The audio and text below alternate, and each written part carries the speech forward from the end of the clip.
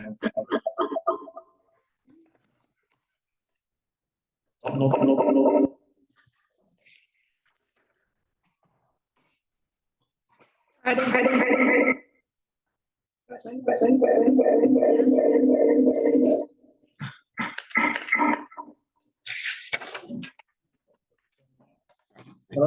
We're good. Okay. Okay, great. Hang on, we have to unmute. There we go.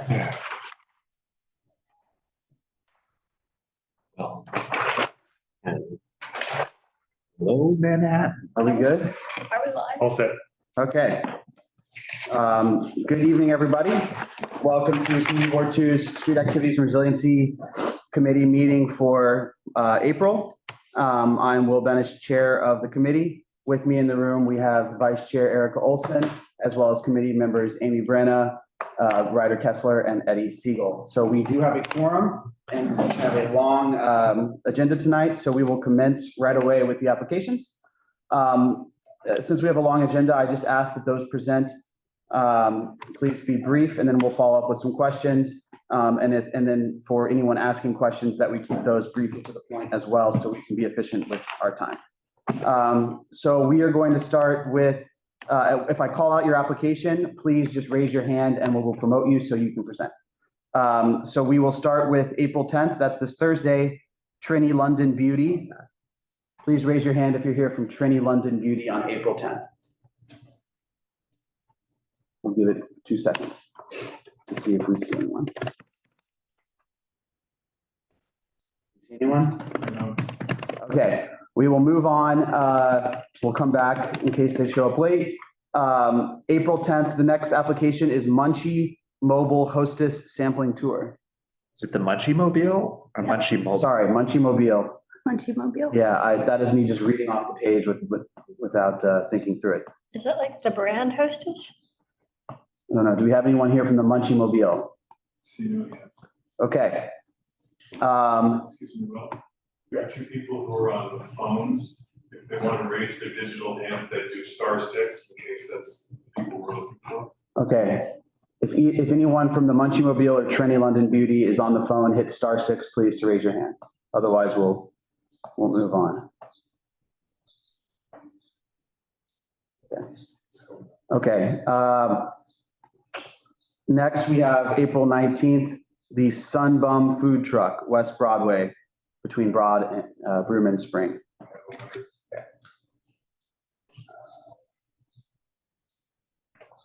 Oh, we are here for Hostess trying to figure it out.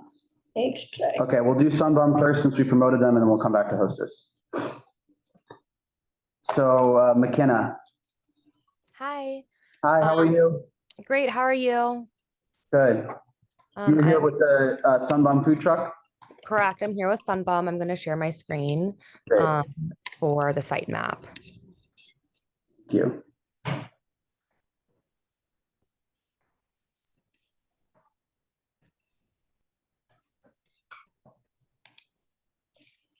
Good evening, everyone. Hello. Okay, so here's the site map. It is going to be on April 19th between the service hours of 11 a.m. to 6 p.m. We will begin load-in at 9 a.m. And then we will wrap up around 6 and load out at by 6:30. It will be a food truck. This is the food truck. This is the wrap of the food truck. And then this is where we're requesting to be permitted, with the yellow being the line and then the stars being the stanchions. We are serving tacos, chicken and steak tacos, about 300 servings. We're maxing it out at, and it will be for first come, first serve guests. They will also be receiving Sunbum's newest sunscreen line, Glow, which has not been released yet. This is kind of a brand awareness event for that new product, and each guest will receive one sunscreen. Do you know the exact address there where the truck could be parked? Yes, it is 387 West Broadway. Sit in front of, do you know what that store is that you're right in front of, Reese? Reis, REISS. And there's, looks like you said, no generators. No, the vehicle has an electric generator. Food you said is just cooked there, or you said it's handled in-house? So we're cooking, yes, so we're cooking. We have a full kitchen at our warehouse. So we will be prepping on site at our warehouse, and then tacos will be prepared on the food truck, like pre-cooked, and then on the food truck, they'll be prepared and served from there. And no amplified sound, no influencers. None and none. Trash will be taken completely off-site. Correct. We brought back to our warehouse and then disposed which is in Astoria, and then disposed of at our local sorting facility. Sorry, McKenna, where are you from or what do you represent? So I'm from Food Truck Promotions. Everything we do is with a branded vehicle. So we are constantly popping up around New York. Will you be on site or someone from your company? I will be on site Great, thank you. with a few other representatives from my company as well. And then what's the parking? Do you know what the parking restriction is there? It's Monday through Friday. Okay.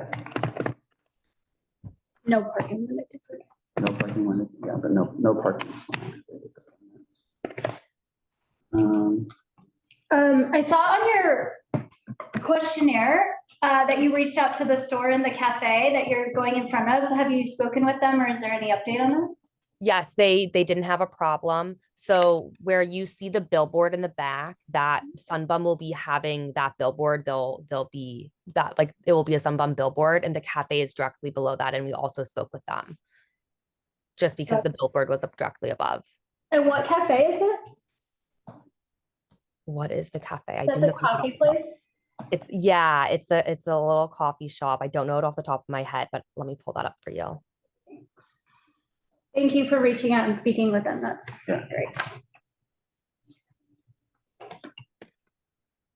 See a coffee shop right there. No, I don't know. Ground Support Cafe. Right. Oh, yeah. Okay. So it's a bit further down. It's Yeah, just the so one that the billboard's on. So the Oh. billboard that they will have is directly above Ground Support Cafe. So we also just gave them a heads up. Oh, okay, so that's separate though? That's separate. The client is Okay. handling the That's- billboard. The reason they wanted to be permitted on this street was because they wanted to be within distance, like visibility of the billboard. I see. Okay. Anyone have any questions? Nope. Simple. Any questions from the public? Do we see any? No. Somebody in the chat. Darlene just. I was said just it. saying it's ground support. Oh, Pete's up there, yeah, promote or allow him to speak or whatever. Sure.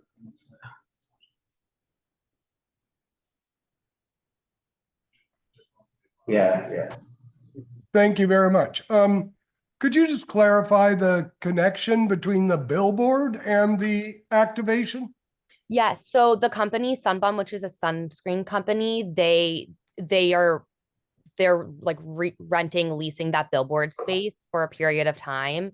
So they just wanted to be directly like located nearby the billboard for brand visibility. That's a billboard that's there permanently, right? Yes, correct. Yeah. But that's a billboard that has to go through landmarks. Yes, they have already been cleared. Like that is where my company is not handling that. They're handling it, and it's already been cleared on their end with whoever owns the billboard. Yeah, that's completely separate from this activation. Yeah, okay. Yeah, because there are all sorts of restrictions about how you can do those billboards. So, Yeah, but that's not this is just the food truck activation, so that would have to be the, you think the company's already handled that, McKenna? Yes, they've already handled it. It's already been secured. Okay. Thank you. Thank you.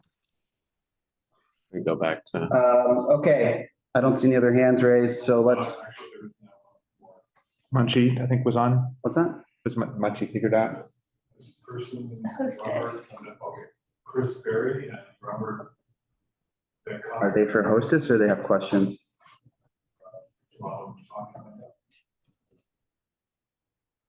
Hi, no, I'm with Hostess. Okay, I'm with the production company handling Hostess. okay. Thank you. thanks, McKenna. Thanks, McKenna. So should I promote them? Sorry, I was having internet problems today. You're Um, okay. Did you hi, have anyone else here with you or is it just you? Because there's a Robert Kaufman with the hand raised too. Is that you? Chris? Please rejoin. Okay.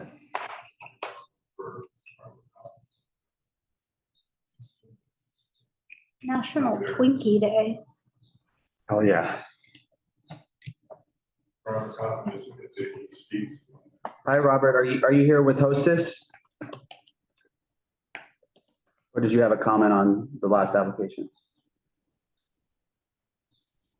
Can't hear you. You're on mute, Robert, if you're trying to say something. Okay, Could be an accident. Okay. Seems like it's not working. So Chris, is Robert with you or? no, he's not. Can you hear me? I Yes. hear you. Okay, sorry, it asked me to unmute, I did, but then my audio was still muted on the, it's just, you know. So, Okay, yeah, I'm I happy don't to know, I share. don't know what Robert's with. Robert, well, it's not working. If you're trying to speak, you look like you're on mute, so we'll come back to you. Chris, go ahead. So we're Okay. now on, this is the Munchie Mobile, right? the April Munchie 10th. Mobile, right, it's Hostess. Okay. Hostess Max. And we're gonna be doing that on the 10th from noon to 6 PM on Broadway in the block between Grand and Broome on the west side. I met with them today. I met with the city today. I met with Tawana and Geneva today. And unfortunately, I don't have a ground plan redone because they've asked us to shift. But I have a photo that I'm going to present to you so we can look at where it's going to be and how we're shifting it. And how am I presenting? You should be able to share your screen if you hit the share button on the bottom of the Zoom. Share. Okay. Share that. Okay. So this is the area where we're talking about, right? We are, Seiko asked you to put it there, to move it there? yes, and I'll Okay. tell you why. Obviously, this is a grab from Google that I have because I did a video, but this is the best grab I could get. When you go north toward Broome, there's scaffolding, then there's a fire hydrant, then there's 2 bus stops. And then there's this second fire hydrant that you can see here on the right-hand side of the page. So we need to be 15 feet south of that fire hydrant, which puts us right where they want us to have the opening to the food truck is right where that cement pad is below the 473 Broadway. You see that? Yes. To the left of the light post. So they want us to put the truck there.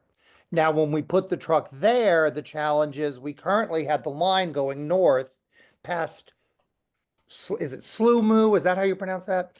Yeah. But we can't because they have their stanchions out and we wouldn't have a full 5-foot pedestrian walkway.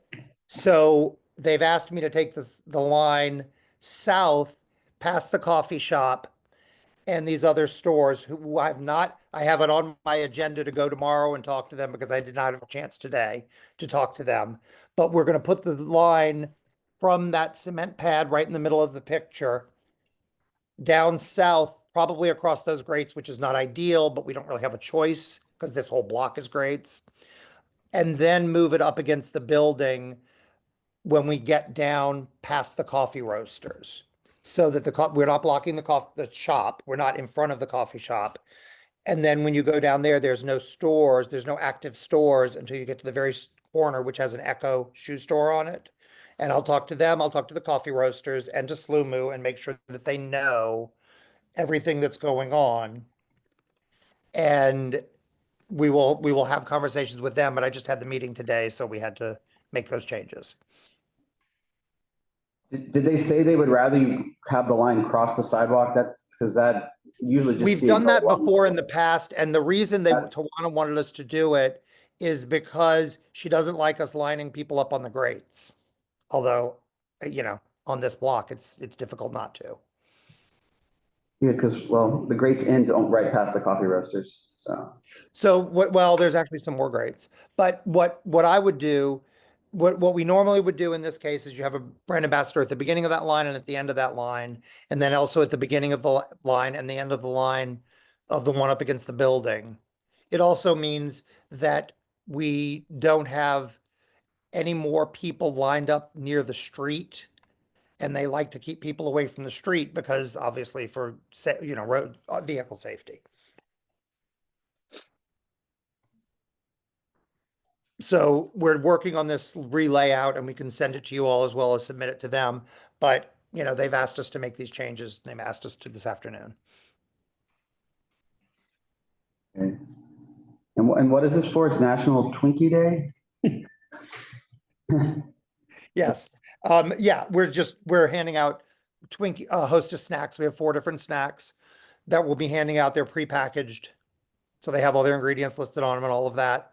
And then we'll have brand ambassadors there as well as security to make sure that people aren't littering, because that's always, you're giving them a packaged snack, to make sure that we have the lines under control and that we're only permitted for the line within that block. So when you get to the end of the building, we'll tell people that if they would still like to come, they would need to come back because we've got to limit the line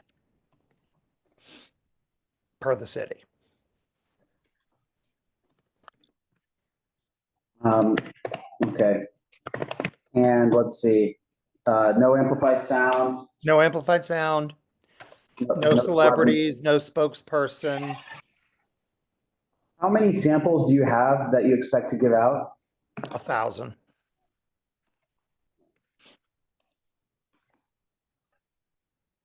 And this is Thursday. And This Thursday from noon to 6 p.m. Yeah. So you really think you'll get 1,000 people in that?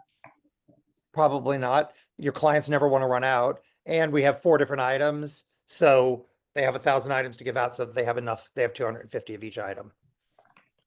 I think it's pretty popular. It says you're promoting on social media, right? Yes, we are promoting on social media. Pretty much on the usual social media channels. They have some influencers that they work with regularly. And then of course on their websites. So, while all of us probably eat Hostess products on occasion, most of us probably don't belong to follow their social media. So, it's going to be those aficionados that follow their social media that will be seeing this. But I imagine they'll have their talent roster reposts, so people who follow influencers get it too, right? The people that they work with, they will. Yeah. Have you? Echo Shoes is closed, says Brandon, by the way. I'm sorry? Echo Shoes is closed? Oh. That's what I'm saying. Okay, so that whole, and then the storefront next to it, is that still vacant? Like, is that all? Yeah. Everything's vacant other than Slew Moo and then the coffee shop. Okay. Everything else, this is like an interior atrium, right? Right next to the coffee shop. A And then private one. it's empty. And then I didn't get down to Echo. Of course, while we were standing out there, it was coming down rain. So I'm planning on going back when it's not raining and talking to them. Okay, so all the way to the corner, you're not blocking any store with the line once you get We're not past. blocking any storefronts. And that's one reason, obviously, you don't want the line. You want the line against the food truck where the food truck is, because we're going to be only because Slew Moo's doors are north of where we're going to be, right? That part is part of their store, but it's not their entry. And then the coffee roaster, you don't want to block, we don't want to be blocking that. So that's why I wanted to take the line there. And then we had the line planned. Whenever we do a line, I try to avoid having to break the line at every storefront and every doorway because it's a lot to maintain. So in this case, it made more sense to do it against the store, against the food truck, and then move it against the building because the buildings are all vacant. So it's just an easy place to have a controlled line. And we manage with brand ambassadors, one at each side, feeding people from one line to the next. So it's not just a free-for-all. Any other questions from the committee? Yeah, Chris, are you from Abel McAllister? I am. And will you be on site? I will. Oh, Awesome. thank you. And I have a coworker, Diana Magoon. She will be on site as well. So we'll both be on site. And Anna is her name? Diana Magoon, Magoon. Perfect. Thank you. And where is this tour also going besides this location? It leaves the city and then comes back. And I don't have, quite honestly, I'm the local representative. Diana's doing some of that. But we're going to be doing around the country until the 20th, and then we've got to stop in Brooklyn to close the tour out. Anyone else from the committee? No? Pete? Yeah. So just to be clear, this is all to take place 3 days from now? Yes. Yes, April 10th.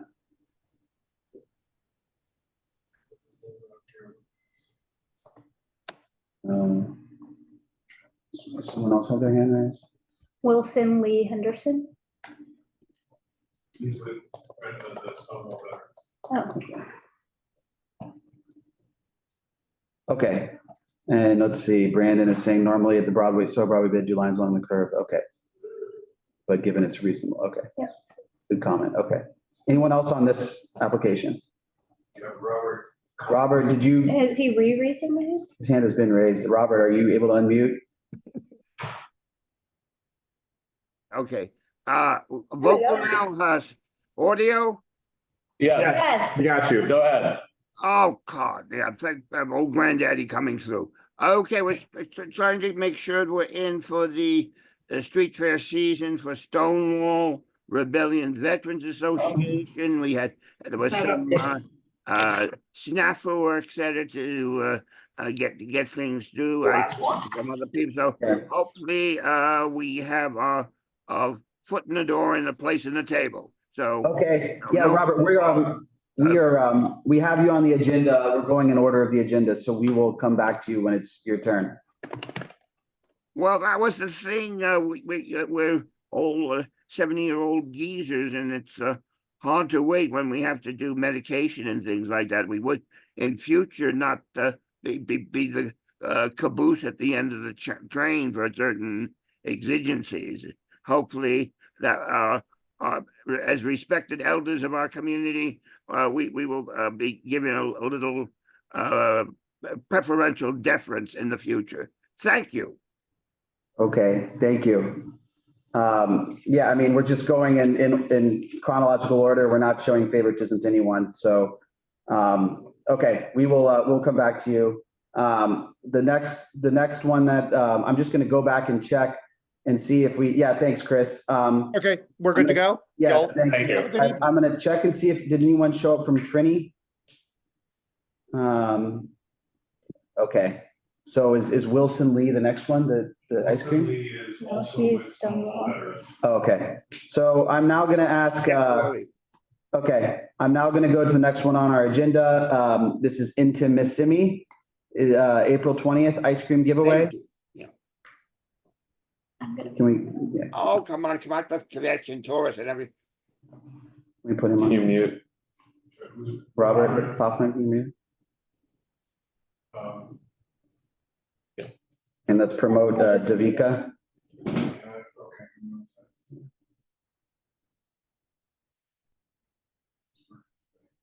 So it's Davika that we want? Yes. Okay.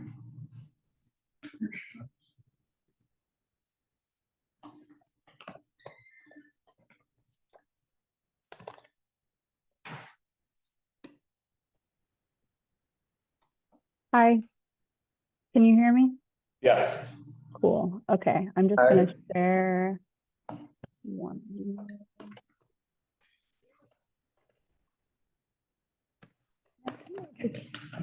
Tell us where they're going. Okay. Are you seeing this street view? It's just loading. Yep. And Davika, can you just tell us who you're with? I'm sorry. Could you repeat that? Sorry. Could you just tell us, are you with Intimissimi? Are you with the applicant or are you with the permitter? Yellow group or something. I saw your email.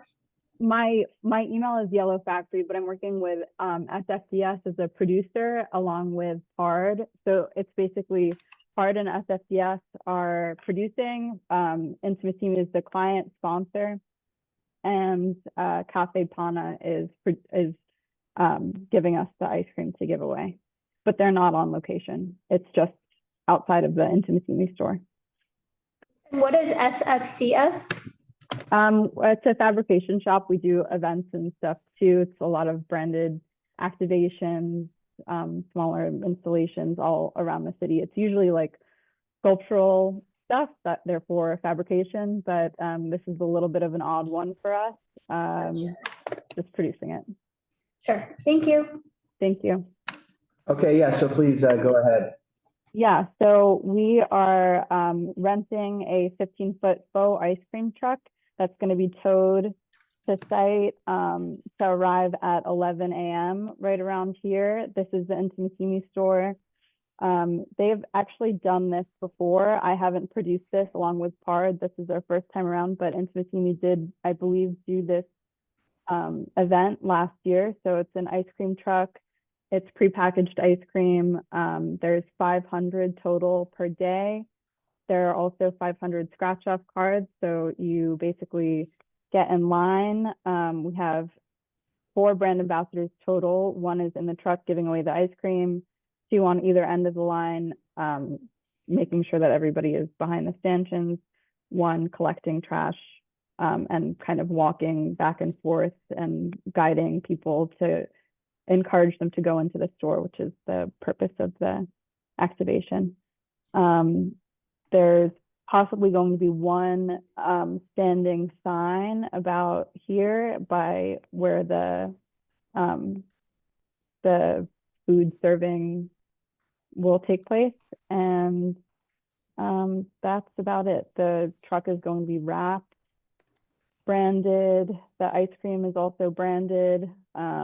Scratch off will have discounts and possible gift card.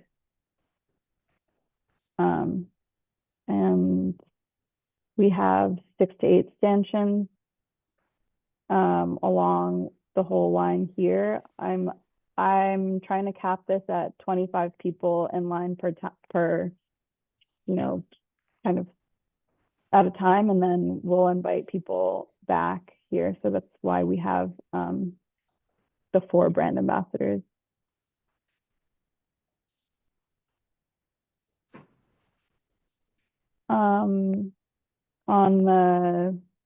One other note is for trash, because we will have these little 4-ounce cups that they'll be eating quickly before they go into the store. We have 1 trash inside of the truck, 1 just by the entry of Intimacy, and 1 by the outside of the truck. So right when you get your ice cream, you can toss it there. And this is 12 to 7? Sorry, that what was right? that? What is it? What's the hours that it's out there? 12, is it 12 to 7? Yeah, well, we're planning on arriving there around 10:30, 11, and then wrapping up at 7 to be completely out of there by 8. Okay. And is there going to be any amplified sound or any influencers or celebrities on site? No influencers, celebrities. Intimacy has said that they will promote through their newsletter and their social media ahead of time, but there's nobody attached to it currently. And the address is 414 West 14? Yes. On the south side. On the south side, okay. Yes, I see. Okay. And the line is just going to go along the curb lane, along the curb? Yeah, we're going to keep it along the curb directly in front of the truck, and I'm approximating that it'll kind of end just the next door over, I guess, by this elephant.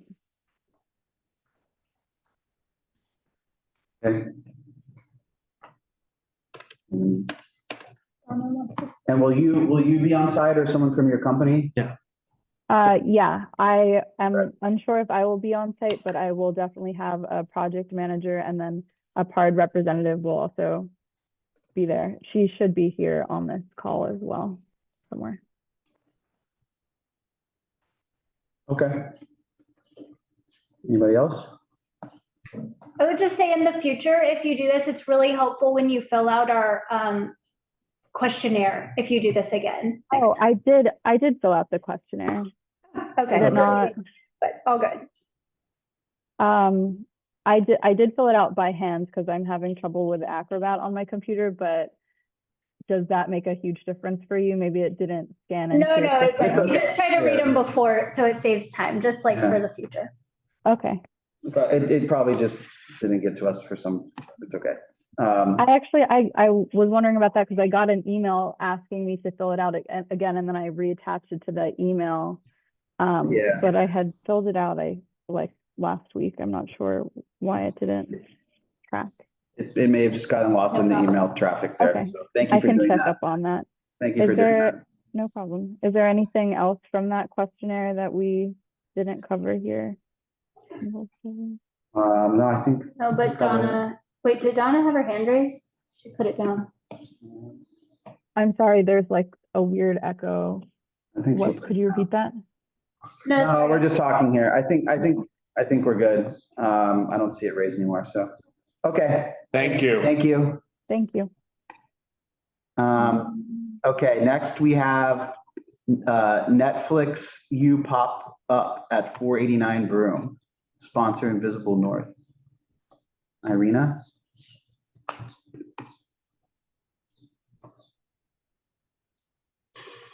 And Adam? I think Adam also, I think it's both. Irina, we cannot hear you yet. You're working. Hope you.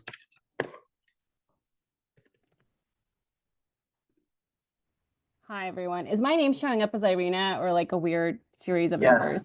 Yes. No, you're good. You're good. And so Okay. is it, you're here on the Netflix?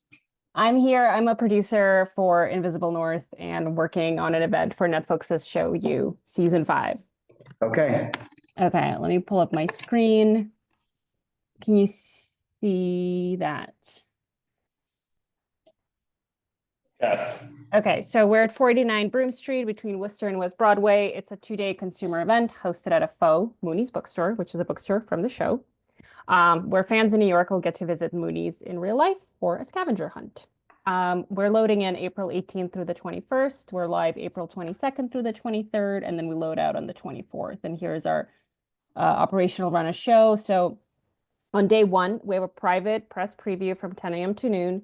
Then we're open to consumers noon to 9, and we're going to have a little coffee cart 10 a.m. to 4.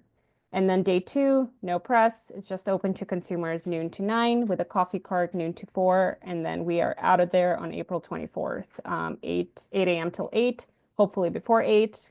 I'll be ready to go home by then. Permit. So we are submitting for a curb lane and a sidewalk outside of 489 Broome. The star is our entrance. We'll have a 5-foot pedestrian walkway on the residential side, and then a line queue starting from 489 Broome towards Worcester. And then the food cart will be at the end of that line. We are using a wait while app each day for line management, which basically sets 30-minute incrementals with 100 guests per booking. So 100 guests every 30 minutes, and then maximum at 100. No one goes after that. There's a whole how it works that I can walk you through if you're interested. Yeah, I think so. Because we always like people to do these online lines management. So it's a really how you're cool, doing it. Yeah, it's a really cool platform. So as doors open, all guests will arrive and be directed to the registration line on the right. The first 100 guests, we just let them in at noon. We're also not opening registration until 11:30 because we do not want anyone congregating out there. The next 100 guests in line will be registered for the next available 30-minute time slot until the closed registration at 8:30. Absolutely no one gets in after that. And then doors end at 9, close at 9 p.m. sharp. And that will follow the same pattern throughout the day. So total, we should have 18 groups of 100 guests maximum. And then when guests arrive, they have 2 registration options. They basically give their name and cell phone to a BA. We're going to have 3 giant, or not giant, well, 22 by 28 signs with QR codes where they can also just scan and like sign up themselves or go talk to a brand ambassador. And then they'll get a text message 10 minutes before their window to arrive and then be instructed to go towards the right line. So returning guests will go towards the returning guest line and then be checked in.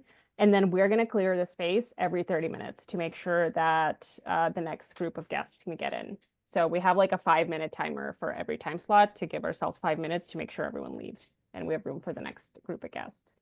And here is what the comms look like. They basically get a text message that says like, it's your turn, please come in.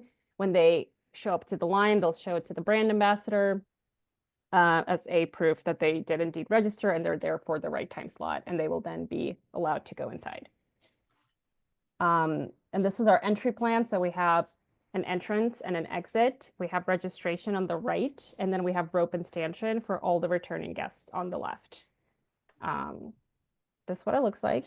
We have a trash plan. We have 2 trash cans, one by the food cart and one by the entrance. And then we have a dedicated PA who's going to do sweeps every 30 minutes to basically make sure no one's littering and that we can change trash cans or trash bags.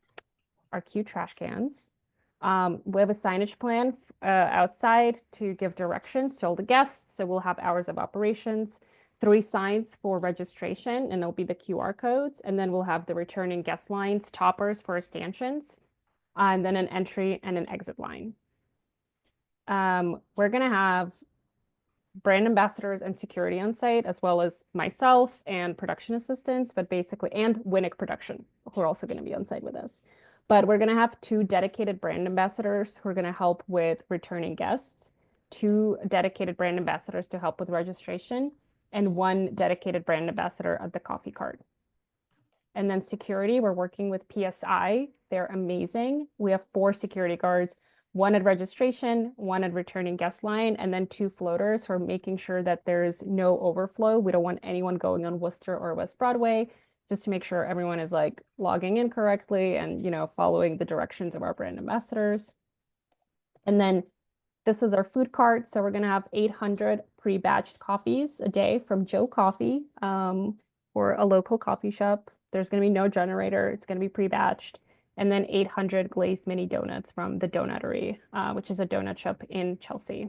Our main character's name is Joe. So we thought it'd be cute if we worked with Joe Coffee. This is what our menu looks like. It's very simple. They just get hot or iced and then 1 donut. And we're open 10 a.m. to 4 on the first day and then 12 to 4 on the second, but it's basically until we run out. If we run out before then, the coffee cart goes away. This is our coffee cart. It's very small, and we have our health permits from them. So let me know if you have any questions. Is there any amplified sound? None. Yeah, I mean, I think one concern I'd have is just, I mean, it seems like you've organized this as best as possible, but it's still a lot of people. And it feels like people might show up and get on the wrong line. And then there's going to be some sort of confusion with crowds kind of, you know, crowds kind of aggregating there in front of the 2 lines. Like, is there, I don't know best how to handle it, but is that something you've thought about? Like, what if someone gets on the wrong line and then they realize they have to go to the other line and then they're in the back of the other line? You have people kind of moving back and forth. Yeah, we did talk about that. I think because we have dedicated brand ambassadors and dedicated security, so everyone is just like constantly checking in. Nobody is getting in that returning guest line without having checked in with security and a brand ambassador, right? Like, we just don't have any random people. We're going to also have like production assistants and myself plus Winnick on site at all times, like making sure that the line is flown accurately. PSI is probably one of the best security companies I've worked with. We already talked to them through the plan. They're the ones, I think in our original QA, I put 3 security guards. They're like, let's do 4. So they reviewed it with us and they feel really confident that that is enough people to make sure that there's no overflow and that nobody is getting in the wrong line. Also, the registration line, we didn't even give them rope and stanchion there because we don't want to give people the option to stand in the line there. We're going to have signs with the QR codes and brand ambassadors with tablets, right? So we really want to get that check-in in quickly. It's like you guys either log in with a brand ambassador, and then they're asked to leave until they get a text message to come back. And that's what our security is going to be doing as well, making sure that nobody's lingering there. Can you sign up beforehand, or do you have to come and scan the QR code? Like, can you sign up online? No, we kept it to the day of because we don't want people to just like sign up ahead of time and then not show up or take up like everyone's time slots or for whatever reason, right? I think it's like we open up registration at 11:30 before the event day. And if you're coming, it's because you are coming for this event. And if you are like, if we're full or if, you know, your time slot is filled up, then unfortunately you can either come back the next day or we cannot let you into the event. And then how does the line for the cart work? Is it just going to be part of one of the, like, is it just going to be part of the line for returning guests? Then they can the line will move by the cart, or how does that work? Yeah, the brand ambassadors are going to be there to explain it to them. Like it's for people experiencing the event, and we just wanted to give them something while they're standing in line to go into the event venue.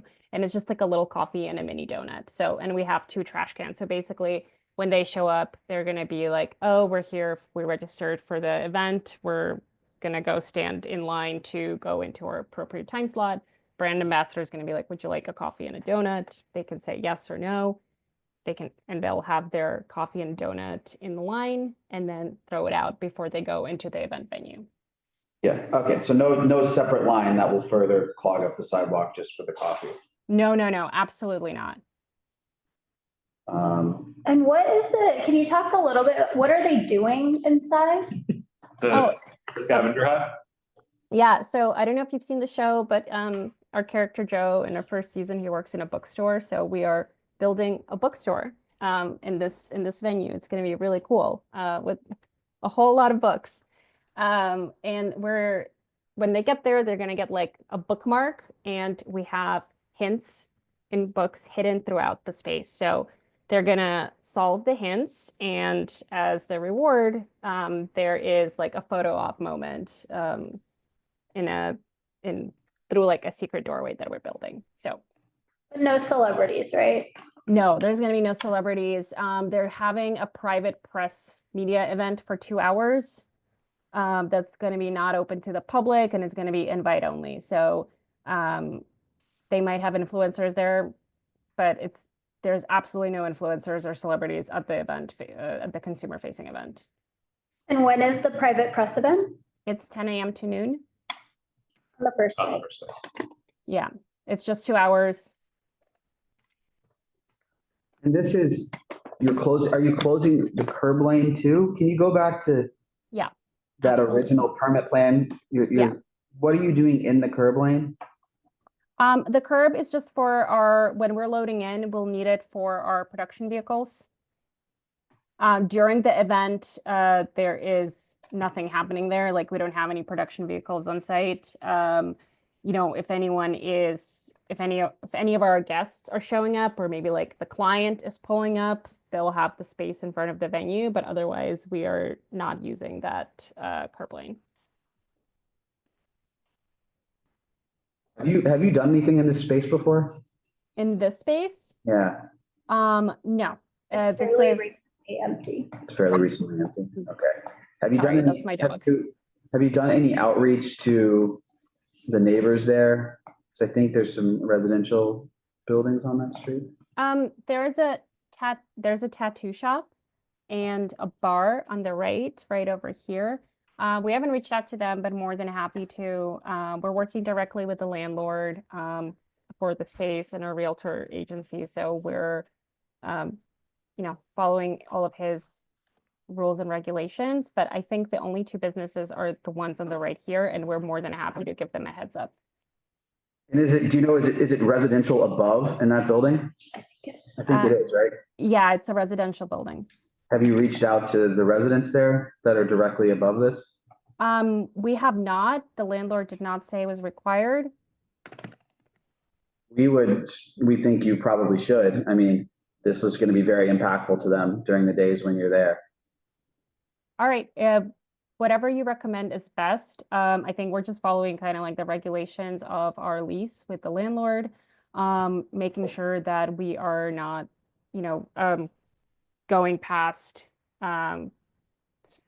louder hours and respecting all of the quiet hours. But I'm more than happy to connect with him on the best way to connect with the residents and of course the businesses on the block. Yeah, I mean, definitely best practice because there's going to be a big line outside their building every day for a couple of days, right when they walk out.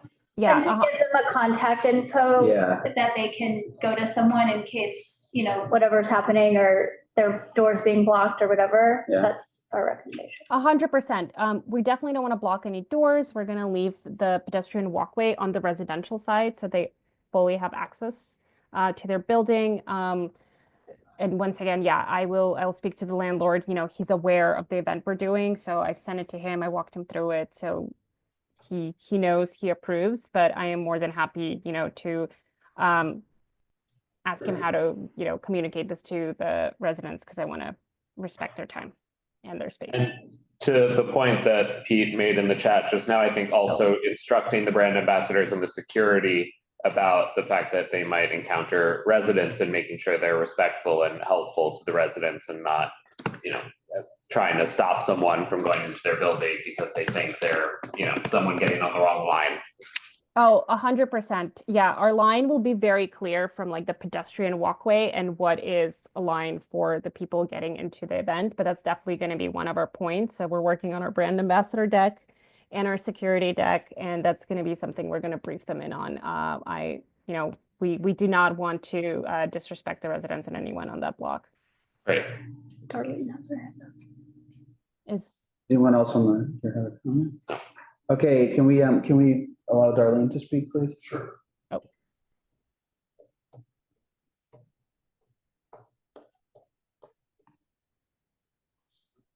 Oh, is that?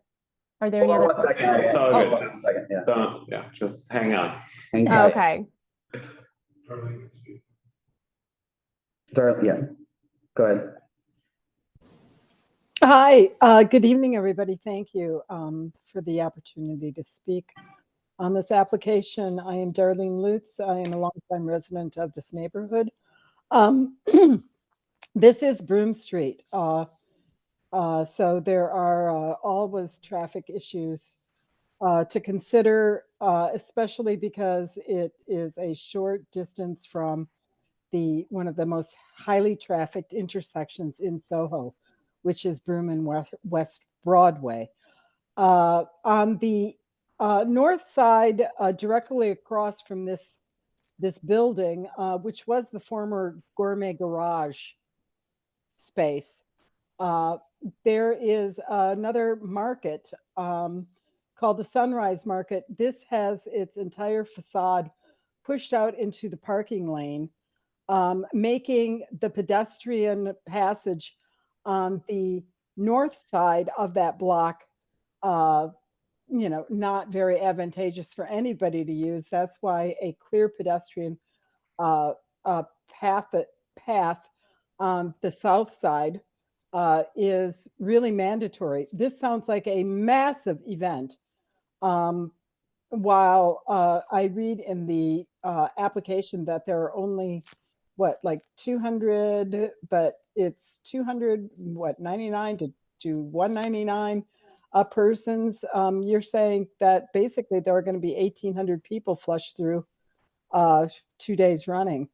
So it's not a small event, and I hope that that's taken into consideration of the fees that are being charged. Again, highly trafficked street and highly trafficked pedestrian ways here in Soho. Thank you. Darlene, do you know why are they pushed out into the street? I'm just curious on the north side. Yeah, there's a huge, I talked to the manager of Sunrise last week when I was in there, because I was surprised it was still up. They are doing something underground in the building. That entire sidewalk, the work site goes out right into the right to the curb lane, and then they had to reroute the pedestrian traffic into what was the parking lane. Yeah. So, and he didn't know, he didn't know when it was going to end. All he knew is that he was being given a deal on the rent. Okay. I have one more question. Yeah, go ahead, Erica. Arena, do you know if that on your site plan I saw the scaffolding up. Do you know if that scaffolding is still there? It is still there. And it's past our event venue. So it's here. Okay, so you'll just have to make sure that your confirmed enters line, because at that point you don't have that 5 feet, especially if it's bad on the other side. Yeah, and I think a great call out, Darlene. We have absolutely no intention of blocking the pedestrian walkway. We want to ensure that we give all the pedestrians full access. And we're gonna make it very clear with our rope and stanchion that's gonna be for our guests only, and make sure that's what the brand ambassadors and what the security is doing. They're keeping people out of the pedestrian walkway. They're directing them towards the right point of entry. They're making sure people are reading the signage. They're making sure there is nobody going onto Worcester or West Broadway, right?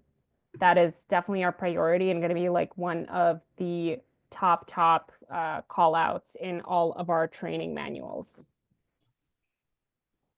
Yeah, and I mean, Darlene brings up a good point, which we've talked about in the past, but it's worth repeating. And we know now how it works with SAPO. I mean, they basically, for street event smalls, you automatically get a street event small, right? If you're only taking the curb lane and or sidewalk. Mm-hmm. So that automatically filters in the attendance number, which we know is often very inaccurate. And it's just the way the SAPO system works. But I mean, it's an issue we've raised with SAPO, and I think we should again, because you can have 1,000-person events that theoretically, if they happen over time and it only takes up the sidewalk, then they're going to be classified as a small event. It's not really true, but that's the way SAPO has set up the system. Anyway, okay. Anyone else? All right. Well, thank you, Irina, for your time. Thank you very much. Have a great evening. You too. Okay. Next up, we have NBC Universal Milan Cortina Olympic food truck. Michaela, let's promote her.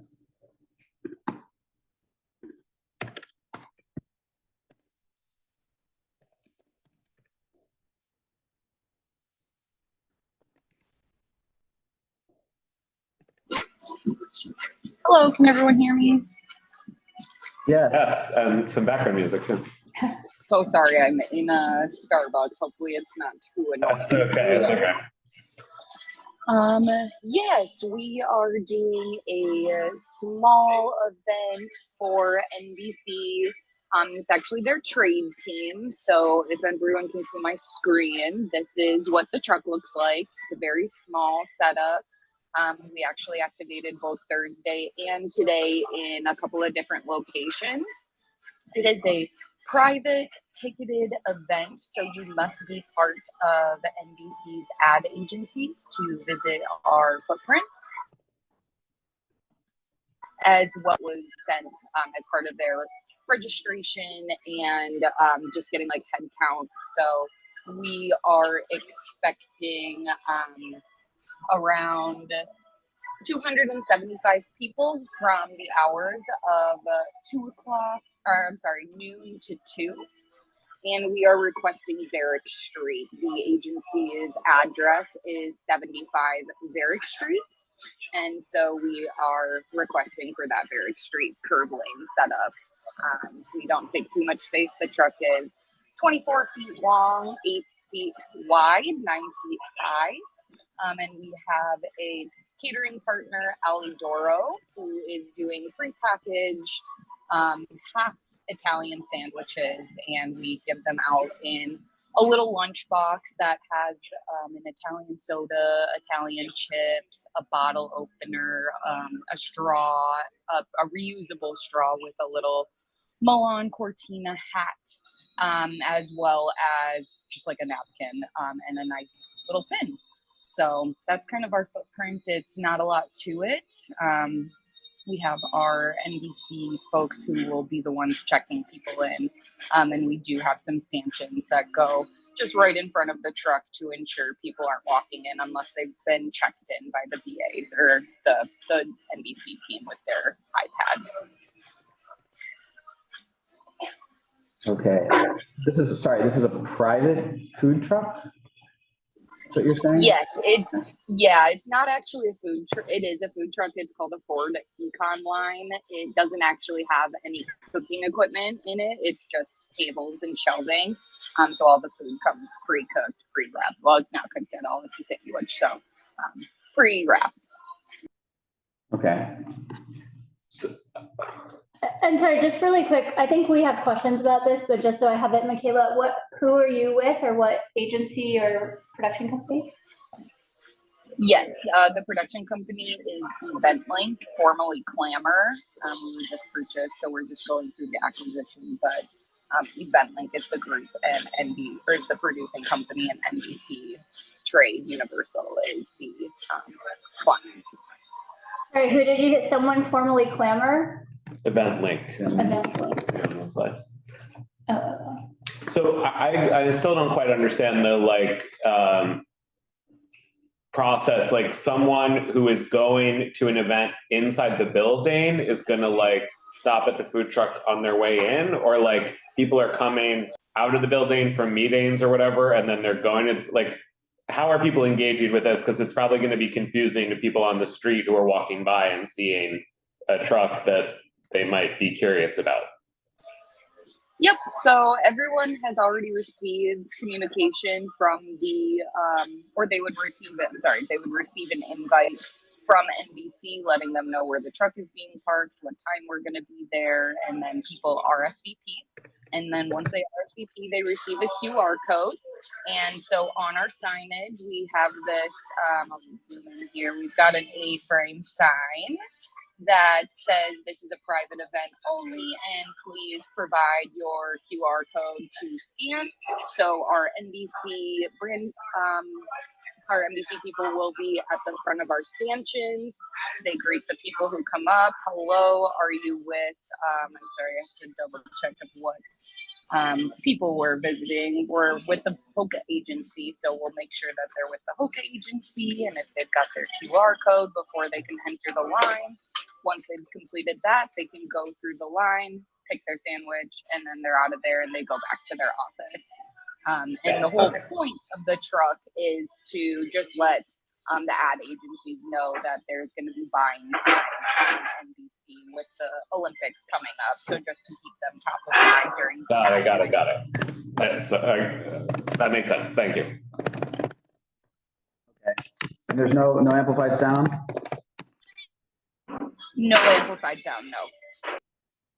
And so what do you do if someone else shows up and is standing online trying to get food? Is there a security guard to basically say, sorry, this is not for you? That's kind of what our NBC people are there for. And then we've got some other representatives and a tour manager who manages driving the truck, who's there to help with all of that. Okay. It's kind of unfair, huh? It reminds me, it's kind of just like a catering, what they do for films. Right. Yeah. It's like a craft service. Yeah. Okay. All right. I think Darlene wants to talk. Okay. Darlene, is your hand raised? Go ahead. Thank you again, Darlene Lutz, longtime resident of this neighborhood. In fact, I know this building and stretch intimately because it rests across the street from where I live for 45 years. There are, and I appreciate NBC coming to present to Community Board 2, because this is not a new thing here in front of 75 Eric. You are not the first. You were probably the first, though, to appear at Community Board 2. There is an issue with where the truck is going to be stationed, because if it is between Watts and Grand Street on Varick, in front of 75 Varick, there is a very tiny window there in front of a MTA bus stop, which you are not allowed to be in. And that would put this truck in front of the main doors of 75 Varick. And P.S., one of the, I believe the largest media ad company is in the country is in 75 Varick. That would be Horizon Media, for those who aren't aware. So which is that which that is would be why, the ad agency. Yeah, that would be the ad agency. which we're is actually why, trying to yes, hit. yes, Yeah. I realize that. And you know, you have ABC right up the block on Varick Street, so I can get why NBC wants to get, you know, a little love from the ad agencies. Good idea. I have been turned away from many food trucks when I see them across the street. I'm like, hey, free lunch in my neighborhood. Why not? And everybody's been very gracious by telling me no. So I see that very well controlled. You know, I know where I live. Please don't be in the bus lane, because that will make me not happy. But there is a small window in between the bus stop and the crosswalk, if your truck is under, I believe, 15 feet. There you go. Thank you. We will not be in the bus lane. Okay, thank you, Darlene. Appreciate the Context. Okay, thank you very much, Michaela. Appreciate it. Any other questions? No. Thank All you, right. everyone, for your consideration. Thank you. Okay, so we will move on. Next, we have April 26th, Perry Street, BYOP Pizza. Ooh, BYOP. Bring your own pizza, I assume. What's even the point then? It's a block party. We have Chandler Darden here. Oh. Going once, twice. Anyone with pizza to bring us? Okay, moving on. So next, we're April 26th, St. Geordie Book Fair. Okay, so Zach Owens, please. Oh, it's Zach, okay. Yeah. Should we also put you up, Nick? Sure.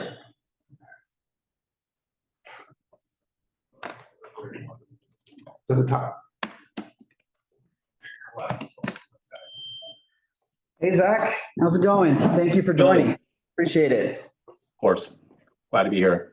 I will jump right into it. I'm gonna share my screen real quick.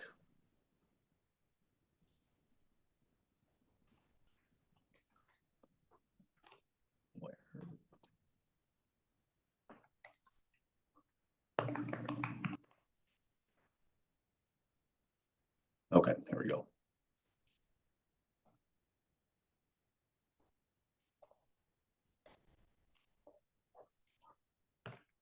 Let me know once you guys can see the screen. Got it. Okay. Thank you. Right. So we are hosting St. Geordie in New York City, and it's actually a Catalan tradition. It comes from Barcelona, and so we'll be co-sponsoring this with the Catalan Institute and the Farragut Fund of New York for Catalan culture. They've actually been doing St. Geordie, New York for, this will be its 11th year, but this is the first time you'll actually be trying to replicate what is done in Barcelona, where roses and books are exchanged. So in short, it is an event based off of folktale and Catalan culture, where a rose is given to one's partner. And in the early 20th century, the Book Guild got involved, and so it became a tradition to exchange a book and a rose. It's essentially a Catalan version of Valentine's Day. And in Barcelona, these are some of the images. the streets close for book vendors and floral stalls to for people to purchase books from, flowers, that sort of thing. So we will be doing literary events on that Wednesday preceding the Saturday through Friday, but those are going to be in private venues and whatnot. And it's going to be author readings, but I'm here today to talk about our event for Saturday, which is going to be culminating in a Books and Bloom Festival on Christopher Street. This is just a quote. In case, many of you might already be aware, but Little Spain historically has been in the Chelsea area. So there's two ways that we are connecting the West Village of Barcelona. One, of course, the strong literary heritage of the neighborhood, and the second being historically, it has been the epicenter of a lot of both Catalan and Basque and Spanish refugees from the Civil War in the 30s. So to give a brief overview, we are looking to start setup on Christopher Street at 10 a.m. The event will actually start at 12 p.m., ending at 5 with strike at 6 p.m. and plans to reopen the street at that point. And programming is mostly going to consist of readings from local authors. We will have amplified sound and obtain the necessary permit from NYPD to do that. And we've invited publishers and local bookstores to participate. And we'll include some children's activities. We'll have a mini library of children's books, as well as some other cultural programming and floral activations, including specialty food and some live music traditionally associated with Catalan. For the site plan, originally you might have on the permit that we included Waverly Place, which we're proposing not to include anymore, and I'll get into a little more reasons why in a few moments.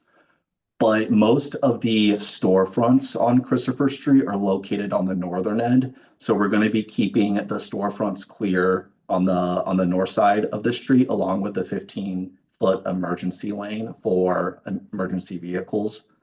We will have the book stalls and floral stalls on the south side of the street, while also maintaining, the 5-foot pedestrian access. There'll be a reading stage on Gay Street. I would just note here with the diagram that doesn't include the emergency lane, so it will be hugging the left side of the street. And then I think the only other thing I wanted to add was, well, two more things I wanted to add was one, being a new bid, we've done a few street events already, but some feedback we've heard from the community is that they'd be interested in more cultural type events, something that would engage the residents more. And so based on, Three Lives Bookstores just around the corner. So based on that feedback, that's why we are focusing on something a lot more, hyper local, to help draw residents and make it a, family friendly event. And then the second piece is on Friday, our primary sponsor had pulled out because of the tariffs. And so we are trying to figure out some last minute details because both international publishers and a lot of our Catalan partners are no longer participating. So we don't have a few questions answered, but once we get the final site plan and know where the vendors are going to be placed, we will update the community board as soon as we're able to. So that being said, I'd be happy to take any questions. Yeah, thank you. I'm really glad to see events like this being proposed, cultural events. We always talk more about wanting local cultural events like this. I'm glad to hear Three Lives is going to be involved, probably one of my favorite places in the village. Who do you know who else locally is involved? Like I know there's a McNally Jackson on 8th Street near there. Like, are they involved? Are others participating as well? Yes, and I will clear. So Three Lives was invited to actually co-produce the event and then sponsor and then at a minimum participate. We haven't gotten a response on the participation, but we're hoping, given the locality, that they'll be involved in some way. We said a minimum hosting a reading or two, but we did send out invites as well to every bookstore within the community board. So that includes McNally Jackson, as well as the bookstore on Hudson Street, which I know being outside my catchment area, I do forget the name. But yes, we are aiming to get our local book, Okay. all of them involved. Great.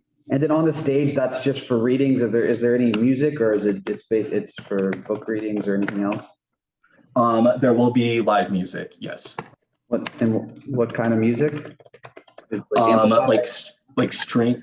We don't know about the amplification yet. The readings will be amplified, but we are going to have like I don't know these instruments from the Iberian Peninsula, but it's going to be like traditional Catalan music, which should be, given the narrowness of the street, it should be loud enough that we don't need amplified. And since it's traditional, there might not even be a way to amplify it. It won't be electric.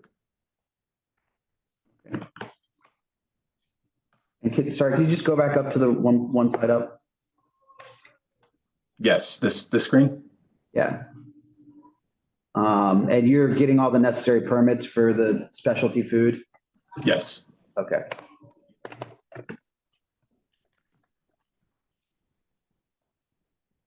Interesting. Does anyone else have? Well, let us know. I don't see any other questions. I mean, let us know, Zach, if we can help out in any way. I think, again, I said it before, you've heard this committee and the board always talk about wanting to see more cultural, locally produced cultural events in the village. So. Definitely. Too. Yeah. Thanks, guys. Hope you find sponsor. Me too. Yeah, Zach, if you have a flyer or anything like that, you want to send it to us, we could potentially include it in. Yeah, that'd be great. Appreciate that. The bid? Zach, what's your title within the bid? Executive Director. Okay, great. Thanks a lot. Thanks, guys. Okay. Moving on. May 1st to May 8th, Meatpacking District, 100 Years of Photography. Yes, Kevin?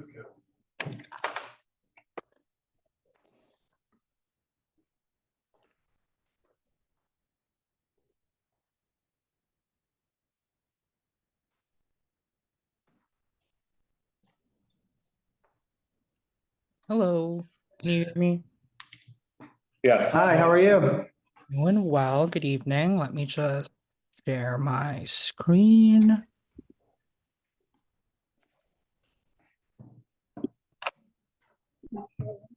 No.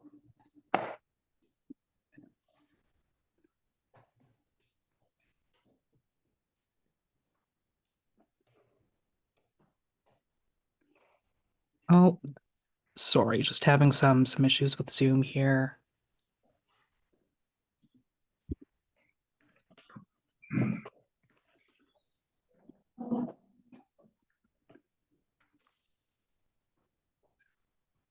Can you see that? Yes, we got it. We see it. All right. Good evening, everyone. My name is Kevin Capuno. I'm the operations manager with the Meatpacking Bid. I'll be presenting on the Meatpacking District's celebration of photography event that'll be taking place on Gansevoort Plaza from May 1st through May 8th.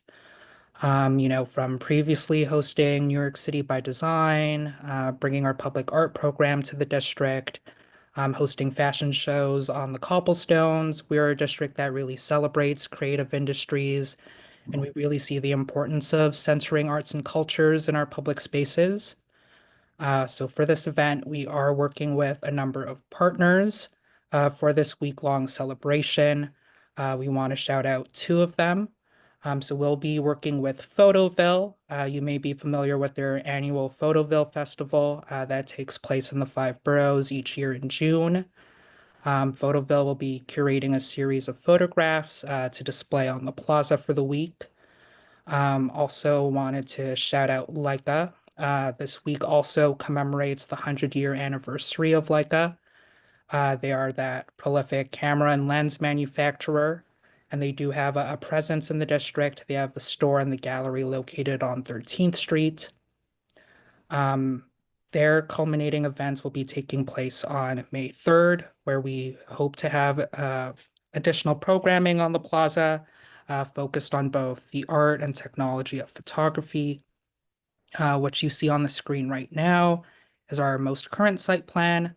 So you can see the photo structures that Photoville will be producing. and a small programming area. We're still ironing out a couple of details, but we'll be sure to be compliant with all SAPO rules. We are also planning for amplified sound on Saturday, May 3rd. So we'll be sure to get the appropriate permits for that as well. Here's just a mock-up of those Photoville cubes. There'll be a total of 6 of them on the plaza. This is a general schedule. So we're hoping to load in early on May 1st, have that open to the public. It'll be open to the public each day. Again, on Saturday, May 3rd, there'll be additional programming on the plaza. The display will run through May 8th and we'll also load out then as well. This is just an overview of the events taking place on May 3rd.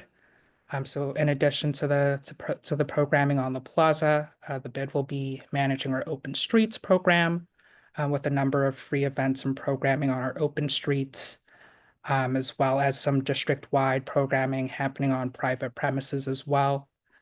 So Leica will be having a anniversary exhibition. They'll be popping up in another location on 13th Street for an art and photography exhibit. We are also hosting an art and photo show at Chelsea Market with the High School of Fashion Industries. And we're also seeking further participation from neighborhood partners. That gives an overview of our week-long celebration. Happy to answer any questions. Great, thank you, Kevin. So other than the event on the 3rd, it's just essentially passive art structures in an info tent. And then is there going to be seating that remains on the plaza in between some of the structures, or are you taking all the seating out? We are planning to keep a few of our tables and chairs out for the public to use, including our umbrellas. We're also interested in, allocating further tables and chairs to ensure that there are plenty of them for the public. Okay, great. Is there any theme to the art display, the photo display, or is it all different photos of different things? The general theme is just a celebration of photography, so not necessarily a thematic curation, but there will be write-ups, short descriptions of each piece included on each structure. Can you please tell us how does one get chosen to be part of the photo slam? How do those artists? So that is one of the programming elements that Leica will be organizing. These are intended to be free and open to the public. I do see a possibility of having signups beforehand so that all those who want to participate are able to, but we're still figuring out those details. Kevin, do you know anything about the event Leica hosted over the weekend? I am not sure. They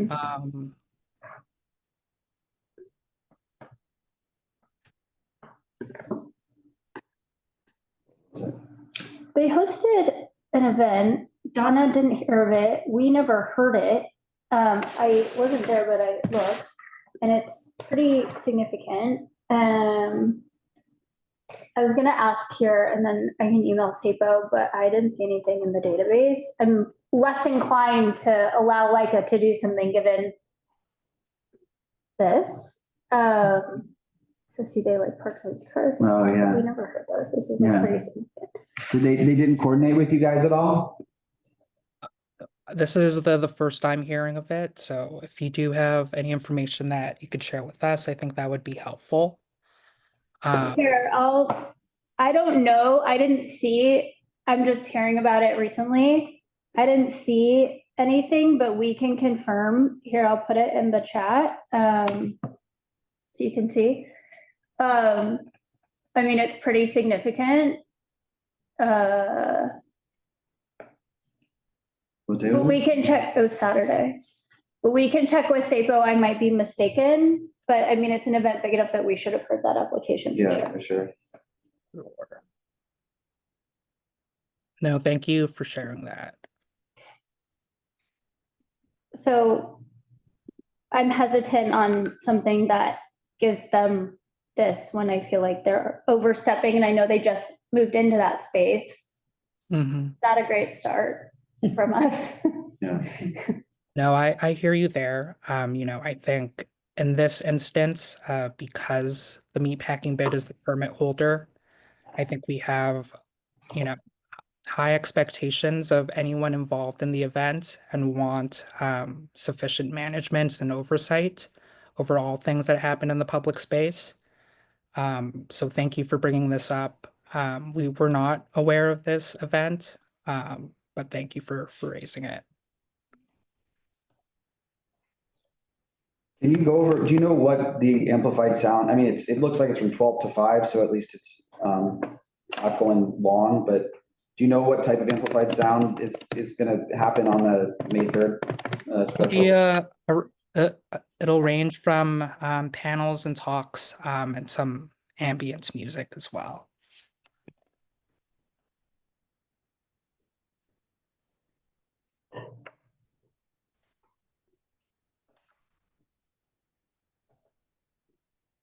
Just pulling this back up.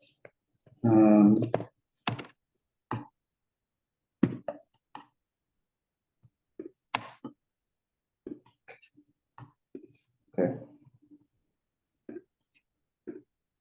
That's only 12 to 5. Was I right on the time?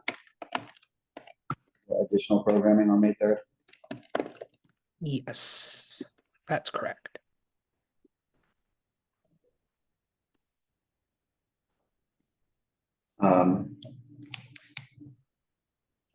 Yeah, I mean, I think does anyone else have anything else? I think we need to investigate what happened there, because that seems like a massive street event where we should have gotten notice and the city should have been getting revenue from it. So we need to look into see what happened there. If you figure out what happened there, Kevin, can you please share it with us as well? Yes. You figure out, like, did they have a permit we didn't see, or did they just kind of surprise you and everybody with it, with no permit? So. Yeah, now, again, this is the first time hearing of it. We want to make sure that we're all playing by the same rules here. So. Okay. Thank you. Anyone else? No. All right. Thank you very much. Thank you. Have a great evening. You too. I just emailed CB2 and CC2. And they post it on their own Instagram. I saw like it being posted on Instagram a lot, and I was like, what is this? And how do we not know about it? Yeah. Okay. That's like a huge event, a whole car show. The more you look at it, the bigger it gets. Just stop now, you're just getting angry. Wow. Yeah, so we need to look into that one. Okay, next up, May 2nd, Brown Bag Sandwich Co. with Grill Dads, sponsor Currit, yes.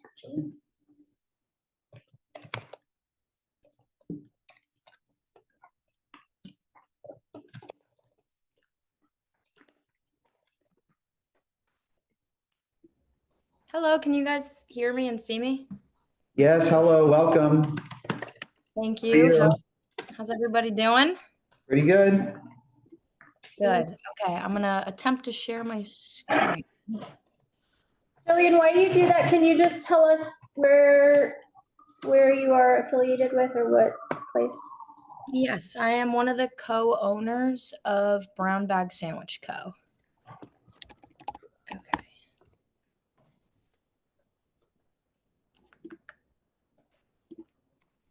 Let's see.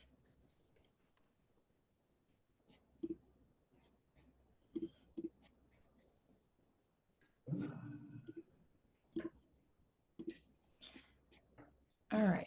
The wrong question there. Can you guys see the PowerPoint? There it is. Yes. Great. Yeah, so as mentioned, I'm one of the co-owners of Brown Bag Sandwich Co. We're a sandwich shop located on Thompson Street between West 3rd and Bleecker. So we are looking to get a permit for a micro event with the Grill Dads, who they're an influencer. They promote a lot of like barbecue products. And so we're looking to do a 1-day collaboration sandwich with them to sell out of our shop and to hand out some merchandise on the sidewalk. Again, we're located right between West 3rd and Bleecker. This event will be May 2nd, 12:30 p.m. to 6 p.m. All the food prep will be done inside of the premises. And then they will have a Ninja grill on the sidewalk to essentially just reheat the food for sandwiches made to order. So you can see here is a snapshot of the location. Here's our shop. And we will essentially just have this one grill along the curb lane as well as one work table. And then the pink arrow is going north to south, so from West 3rd to Bleecker, and this is where we estimate the line will line up, and we'll be using stanchions in order to create that 5-foot pedestrian walkway between the frontage of the shop and the sidewalk. Here's our run of show. So around 9 a.m., they will arrive. 9:30, we'll get, the setup going out on the sidewalk. We'll do any last minute food prep inside of our shop from 9:30 to 11:30. 12:30 is actually when the activation will begin. 6 p.m. is when the activation will end. And then we'll hope to have everything broken down and loaded out by 7 p.m. In terms of our safety protocols, we are obviously a lunchtime business. So we estimate that in our higher peak times, we'll have about 10 people in line. At our off-peak times, around 5 people. Again, because the activation is already starting like a little bit later in the day than what we'd like it to, we estimate that the quote-unquote rush of people will be from about 12:30 to 2. And then we'll die down as the day progresses. Again, we'll be using stanchions along the curb line to drive that line, creating the 5-foot pedestrian walkway. We'll have 2 security guards going around to direct traffic, as well as pick up trash cans pick up trash every 30 minutes. You can see in the photo directly to our right, there's a Japanese restaurant, and then to the left, there's a smoke shop that actually shut down. So we've already notified the Japanese restaurant, and then I was in touch with the landlord today about getting building access tomorrow to slip little like handwritten notes to each of the residents about this event. And then we will not have any amplified sound or music, and we're going to have some extra trash cans again just to maintain site cleanliness. So that is that. Great. And sorry, is this setting up in the curb lane? Are you blocking off the curb lane for the table and the grill? Yes, correct. Okay, good. Because it probably doesn't fit on that narrow sidewalk. Yes. And are people queuing in the curb lane or along the sidewalk? They'll be queuing along the sidewalk. What is the cost for someone to pick up the food? The sandwich will be around $15 is the price point.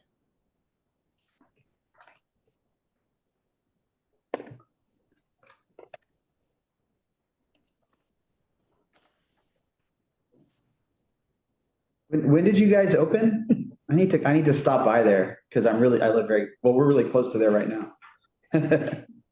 We opened in the end of September, so it's been about almost 7 months.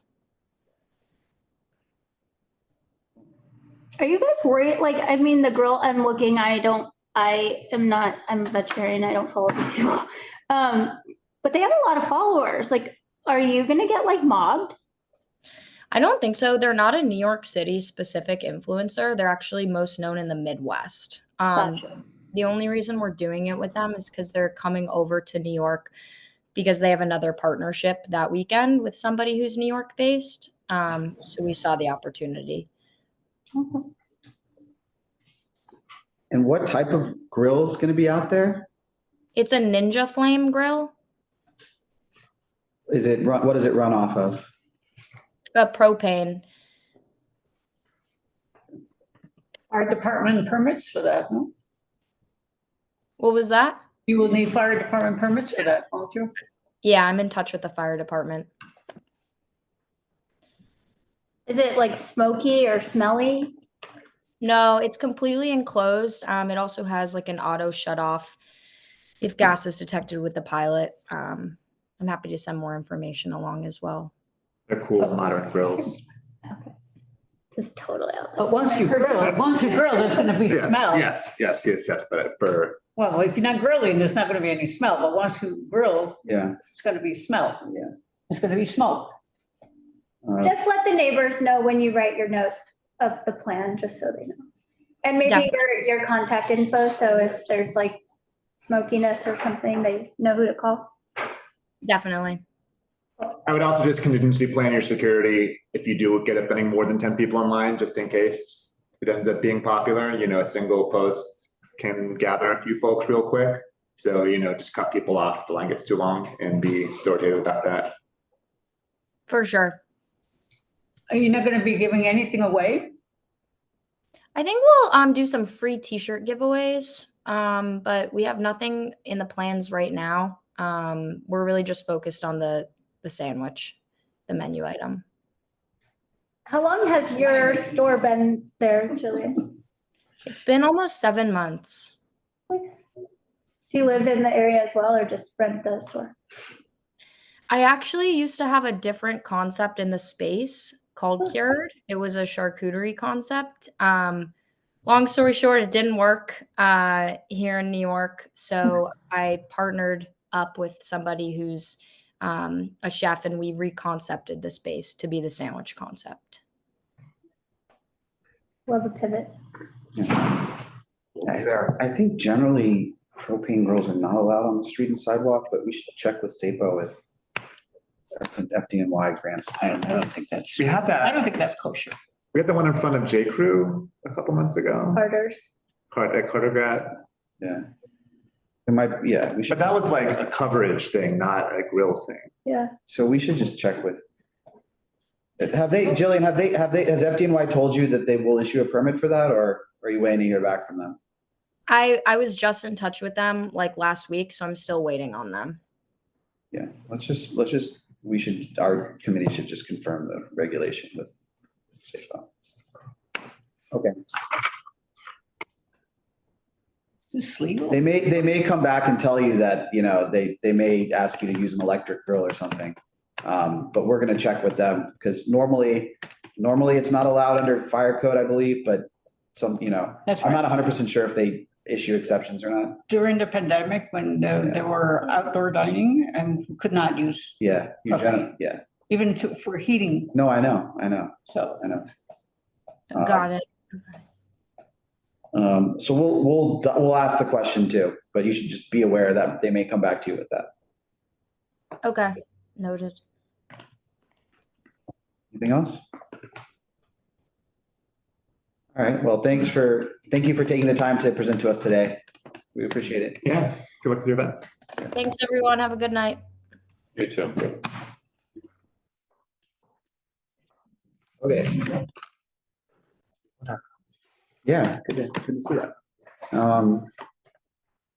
Addicted is next. There's 2 events on here from Addicted. Promo truck. Fifth Ave between Washington Square North and Washington Muse, and Broadway between Broome and Spring. Anyone here from Addicted or Coast to Coast Permits? Do we know Coast to Coast Permits? Okay. Next, May 5th to May 7th, Keebler Tree. Yes, Renee.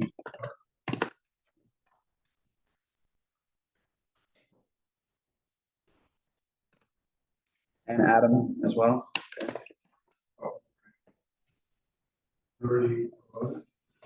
Adam is promoted. Good evening. Can you hear me?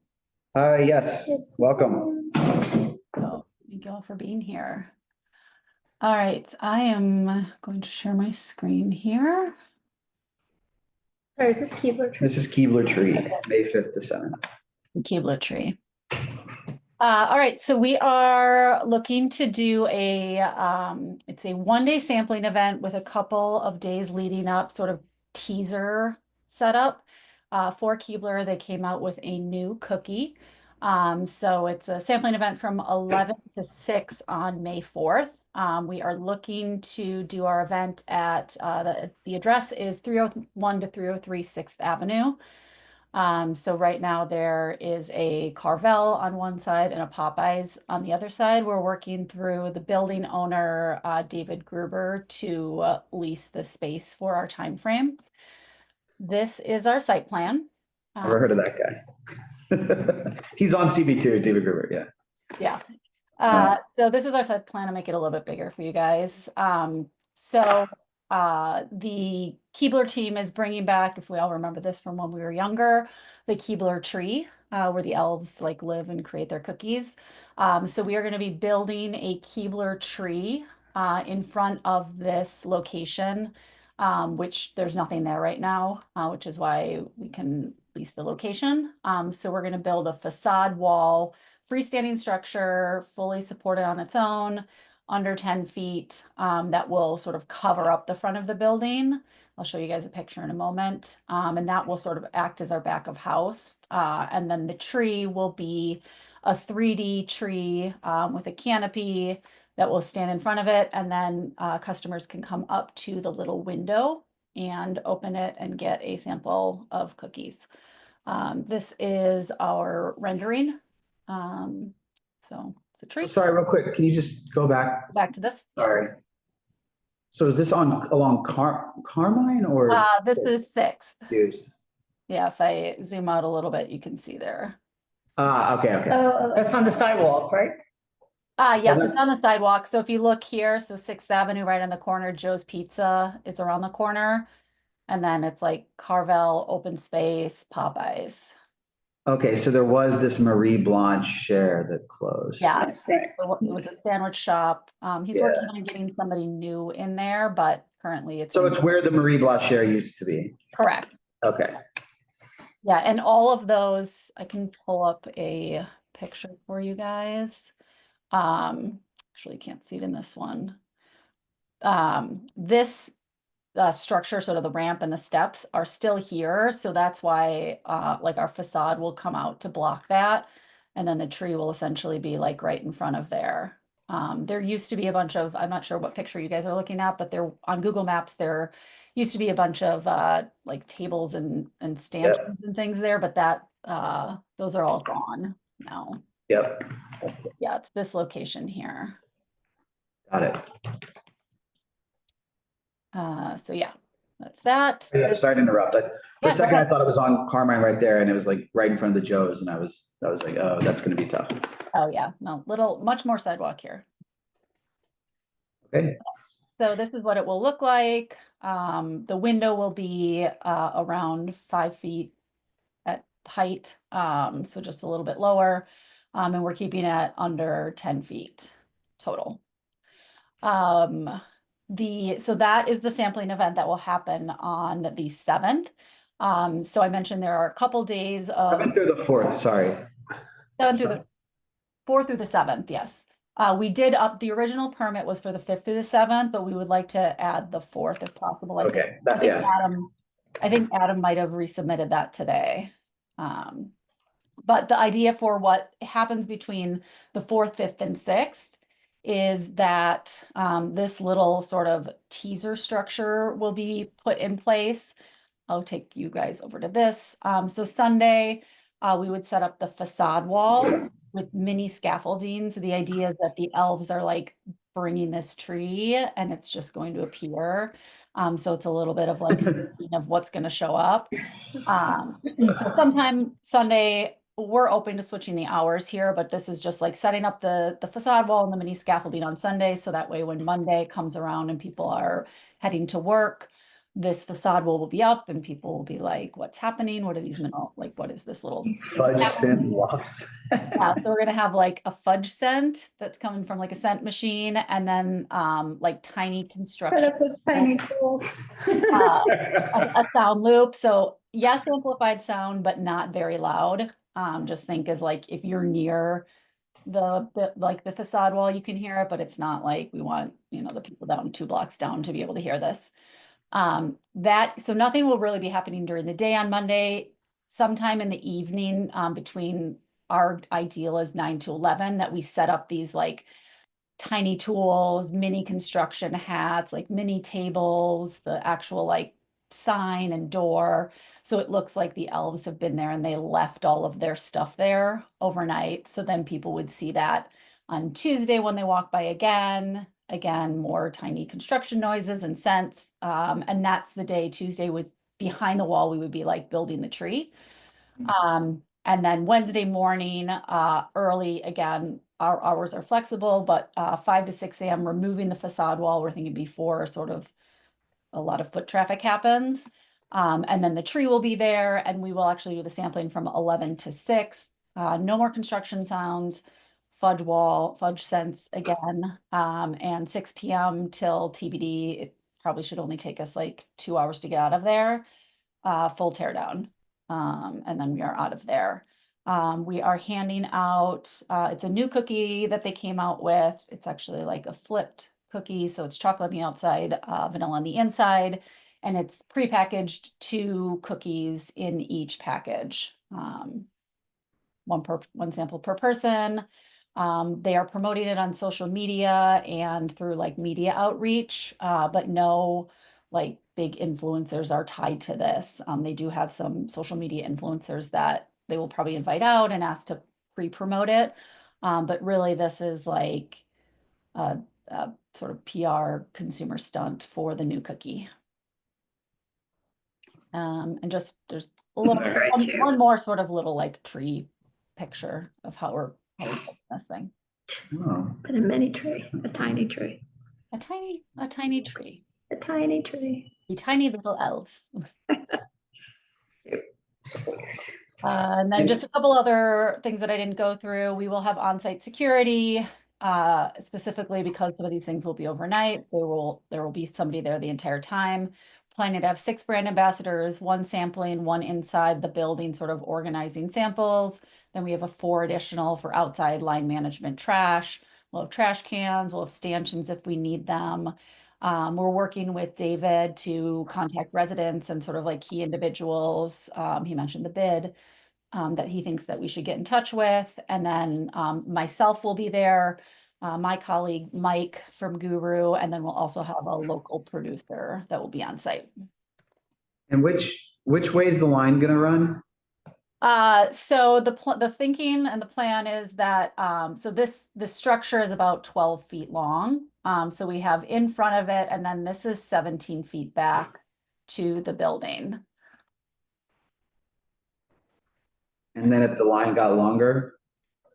Then we would go up the street this way because north. Yes, definitely north. Yeah, that's north, yeah. Because that would be. Yeah. Second. Okay. And Renee, where you said you'll be there, but what like organization are you with? I'm with the Guru House, experiential production agency out of Denver. And for all of my Winnick production permits, I'll put a site manager there for the first day install and for the activation day install. And for the teardown, I'll have one of my site managers there. I'm mildly worried about the 5 a.m. taking the wall down. I get it that you want to do it before, but that's a residential building now. 5 a.m. is pretty early. So what is David Gruber's relationship to this organization, or is he involved in any way? He's not related to the organization. He's the building owner.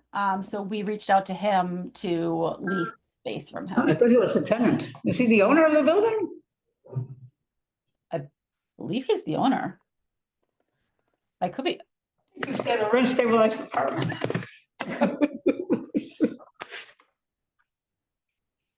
I will confirm. I thought he was the owner based on. No. Okay. I know the owners. Uh, Yeah. So this whole thing is really about publicity for the product, right? Yeah. So you're taking all these days to put up this structure to promote one product, 2 cookies that will be given out. Yes. A lot of work. But every day there's visual interest that people will be thinking about Keebler. Yes. Yeah. Um, Wow. Reminding them that the elves and the magic and eat cookies. Works for me. all right. I'm okay with 5 a.m. It- Is removing this stuff quiet? I mean, they already live on 6,000, so I We're- imagine yeah. it's noise. Sorry, what was the question? Guys, is there a reason the facade wall needs to be removed at 5 a.m.? The idea was we want to have as few consumers see it as possible. So we can push that back. I understand the fear of like the noise, residential. Way better already. Yeah, I think 6 is at least a good deal better than 5. And I doubt anyone's really walking by between 5 and 6.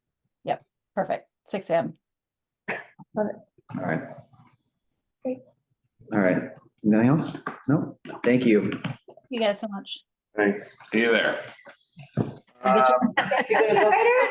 really want some cookie. Me too. Oh my God. Drive through queues now? I'm gonna walk by every day. It looks cute. Maybe you're gonna get 5 I want a cookies. cookie. You can't steal the mini tools. Yeah. Yeah. We'll have to. What are you gonna do with sample the per mini person. tools when it's all over? I'll give them off. What are you gonna do?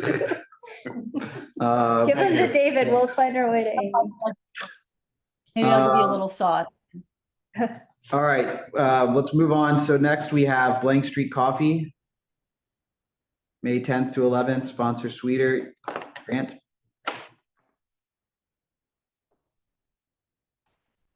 The meal.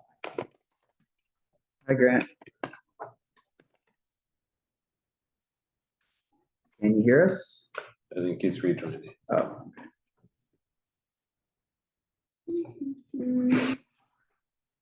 Hi, oh, you're on, looks like you're on mute. Sorry. Good evening, Community Board 2 and other attendees. This is Kim Healing, Director of Production, and I'm Grant DeMille of Sweeter. We are looking to produce a picnic house in Gansevoort Plaza on the 9th and 10th of May. No, 10th and 11th. I'm sorry, excuse me, 10th and 11th of May. The structure is a 12-foot long by 8-foot wide by 10.5 feet tall, a farmhouse. We'll show you an image of it right now. Basically, it is a sampling station for Blank Street Coffee. Blank Street, of course, has strong ties to the Manhattan community. We are introducing their new spring summer drinks, iced drinks, giving out samples to folks who walk by Gansevoort Plaza. We are working closely with the Meatpacking Bid and with Dawn and Shanique at SAPO, as we have for many years. Okay, great. So it's just a single stand in the plaza? That's the full activation? That is correct. Okay. We're, of course, always mindful of queuing the guests in a proper way where we're making sure the egresses are open and accessible, not infringing on any other businesses such as Lucid Studios or the hotel. We've already been in conversation about the hotel to inform them, that Gansevoort Hotel, sorry, to inform them that we will assuredly be good neighbors and we will stay off of their property and make sure that no line queues on their property. Is this the first time you're doing this kind of a project? No, it's actually not. First time we're doing this kind of project in meatpacking, but no, we've erected other structures before around the country. So this is 10 a.m. to 6 p.m. each day, each of the 2 days is when it's live? That is correct. We're giving out coffee samples, as I said, tastings, as well as flowers. I'm not sure which flower it is yet, but we're looking into that. It is Mother's Day weekend, so flowers are, I'm told, at a premium. Are you erecting this somewhere else and bringing it, or are you doing it there? No, we're going to do it on the plaza. We will be mindful of any kind of noise. We're looking to set up between 5 and 6. We will not create any noise. This is all modular. It basically comes together with linchpins. So yeah, it's all fabricated in a fabrication shop and will be erected on site. But we are, I live in Manhattan. We are mindful of the community. We are good neighbors, good producers, and we'll make sure that this is done properly as we do all of our events. Yeah, 5, is there a reason it has to start at 5? We had the same question on the last one. Not particularly. It's starting at 5 just to erect it to make sure that we're ready in case there's any glitches. We don't have to start at 5. We can start a little later. We just don't want to be hair on fire at the last moment, making sure that all the details are put together and everything is erected properly. If you could push that back to 6 like the last one, that would be great. Of course. Noted, and we will oblige. And Donna is asking a few things in the chat. Can you just clarify if this is the main plaza or the plaza area between Little West 12th and 13th? Forgive me, this is the lower plaza. Forgive us for not having a formal site plan. We are still 30 days out. We put in for the permit early on, but we know we still have a few days to get this site map. And we quite honestly didn't think we'd be in front of QB2 at this point. We thought because you guys meet on every Monday, we'd be catching you on the 5th. We're glad we're in front of you now to weather any concerns, but basically it will be in the lower plaza. So like right smack in the middle of right where that is, yeah. Right around here, yeah. Yeah, where the cursor is, yeah. And then since it's a fairly small structure, can we assume that many of those red umbrellas and tables will still be left on the plaza? We are talking with the bid about that. We may have some of them moved. We're not sure yet. We may have actually brand them. Apparently, the bid is introducing some new umbrellas in the next few days, week or so. Not quite sure, but most of those umbrellas at this point and seats will remain intact. If we move them, we have a plan with Kevin and his team to move them slightly off-site. We'll have a production permit where we will have the tables and chairs, umbrellas stored. Okay. Yeah, and as Donna was saying, there's no reason that should impact the Gansevoort Hotel if that's where it is. Correct. But again, we've done literally hundreds of these activations over the years in New York and around the country, and we want to be good neighbors. We want to be invited back next time. We don't want to have any issues that linger on past the length of this activation. I'm sorry, just for my notes, you said you'll come at what time? If not 5 a.m., how late can you push? Yeah, we're 6 o'clock. Cool, thank you.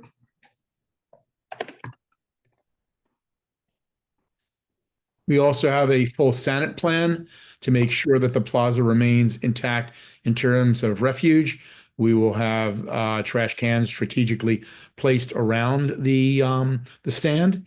We also have a security detail at this point consisting of 3 officers. Generally, our security are either active or former NYPD agents. We will also have 2 security officers overnight watching over the structure between Saturday evening and Sunday morning. Okay. All right, thank you. Anything else? Thank you so much. No celebrities or influencers? No celebrities or influencers. Coffee speaks for itself. Well known. Okay, thank you. Thank you. Thank you so much. Have a good evening. Yeah, thank you. Okay. So, moving on. Beast Mode Burgers. They're withdrawn. That was withdrawn, right? That was withdrawn? Yes. Oh, I can't. Okay, it's right here on my paper. Lily's Vegan Pantry, May 10th. don't think we heard back from them. No, but I love them. Were they on last month? Yeah, we Yeah. gave them a chance to come again. They're good. I feel like they're so sweet and cute and local. They've been excellent. Yeah, that's how I keep. It's just a vegan store. It's not even like a restaurant. It's just like a grocery store. Oh. I think they want like a, I mean, I don't know anything about it, but I feel like they never done this before. Next up, 100th anniversary mobile flavor tour, Astor Place Plaza. Yes, Christina.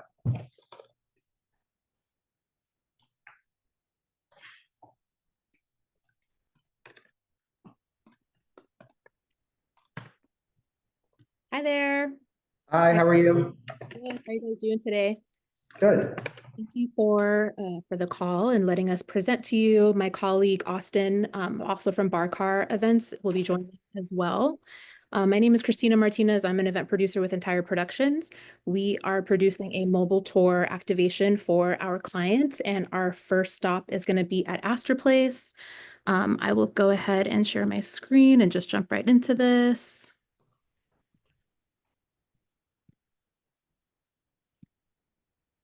Okay, hang on one second. Here we go. Great. Can you all see that? Yes. So this is basically a bird's eye view of our mobile trailer activation. It's essentially a mobile coffee shop on wheels. Basically, we will be serving cold brew beverages, so NA Bevs in the Astor Place Plaza on Lafayette and 8th Street. We've already been in contact with the Village Alliance. These are the dimensions. We will have stations for line control. It's an immersive experience where guests are essentially going through the trailer, taking a quiz based on their flavor profiles that they'd like. We'll have brand ambassadors that will help guide them through the experience. Then they can come out, and then there's some bistro tables where they can enjoy the coffee, the cold brew after. So that's an overview head of the dimensions of the space. This is in front of the space. Once the guests have gone through the experience, I kind of have a step-by-step of what's, sorry, go ahead. This is in the Triangle Plaza, or is it near the Cube? It's across the street from the Cube, the triangle. Yeah, cool. Yeah, the triangle. So there's also been Airstreams in the past with Mad Men Espresso. So this is just kind of a little bit, it's almost an Airstream that kind of opens up basically that comes down. So here's another overhead view as well, just to kind of give you a little bit more of a play-by-play. I have a play-by-play step-by-step also for how the guests are going to experience the activation. So they'll go through the distinctions. Actually, let me show you. This is just basically kind of the equipment that is going to be in play, but let me show you the flow of how it's going to go. So the guests will approach from the street. They'll go through the distinctions. They'll go up. Which street is that? Yes. Yeah. Mm-hmm. Sorry, I'm confused where it is. You said it's not by the Cube? Do you have a site plan at all? Yes. So this is where it's going to be, right here. Isn't that right in front of the subway entrance? Yeah, that's it. Looks like a white cube. Where the red is. Yeah. Outlined. Okay. Why is it there? Was the other side of the plaza not open? Like, it's much bigger. We just thought that because there's already another coffee station behind it, that we didn't want to interfere with it. Yeah, and I'd have been speaking to Taylor from the Village Alliance, and he had suggested this area as well too. So, but this is also basically the dimensions, pretty much like an overhead view of it as well. And then these are other photos as well of where it'd be located. So this bottom photo right here where this Airstream was, it would basically be in that exact location.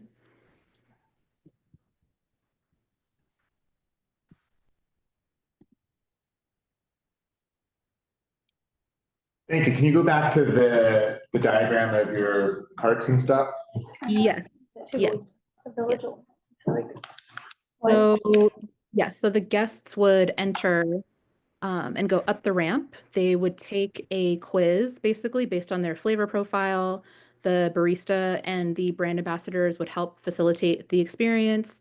They would pretty much just, after they take the quiz, there's a sticker that prints on the cup, and then the brand ambassadors help with giving them their drinks, and then they exit the trailer and then go to the bistro tables out. And the bistro tables are flexible. We can move them wherever. And we can move the sanctions to make sure that we're in compliance and have enough foot traffic, or that we're not impeding with pedestrian traffic. Then the one here is Lafayette, and then the back of the booth is abuts the green subway station entrance. Is that right? The exit is towards where the subway station is. Does that make sense? Here, I'll scroll down here. So essentially the back of it would be over here, and then when the guests exit. Black here, the black box is where the thing is. Got it. Okay. Yeah. But it would be, for context, it would be driven up to the plaza. It would be on the plaza.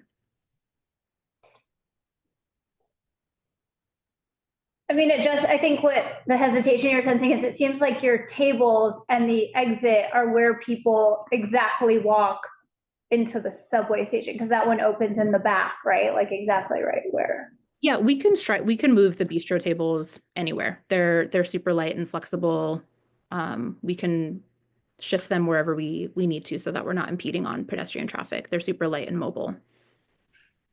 I mean, it seems like you're going to interfere with the other coffee place no matter what. It might just be better to be in the normal plaza if you're going to do this. But it's just, I go in and out of that subway all the time. It's usually very crowded there. What day and time is this? 5/16, 5/17. Yeah, 16th and 17th, and the hours would be from 10 a.m. to 6 p.m.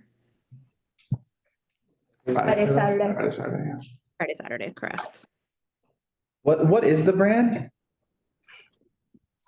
It's a syrup brand. We're technically under NDA. Brand is a syrup brand? Mm-hmm. Yeah. That you put in the coffee to flavor it. Yes, correct.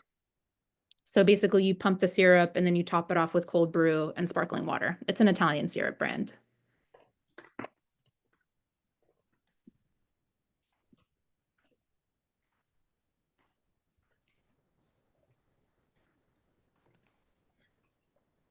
Who are you working with at the Village Alliance? Taylor?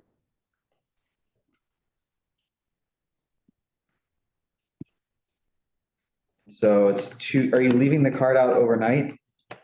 Yes, we would be leaving it overnight, and we would have overnight security. So we would load in the morning of the 16th, and then we would activate until 6 p.m. We'd have our on-site security come, and then we would activate the next day from 10 to 6 and then load out on the 17th.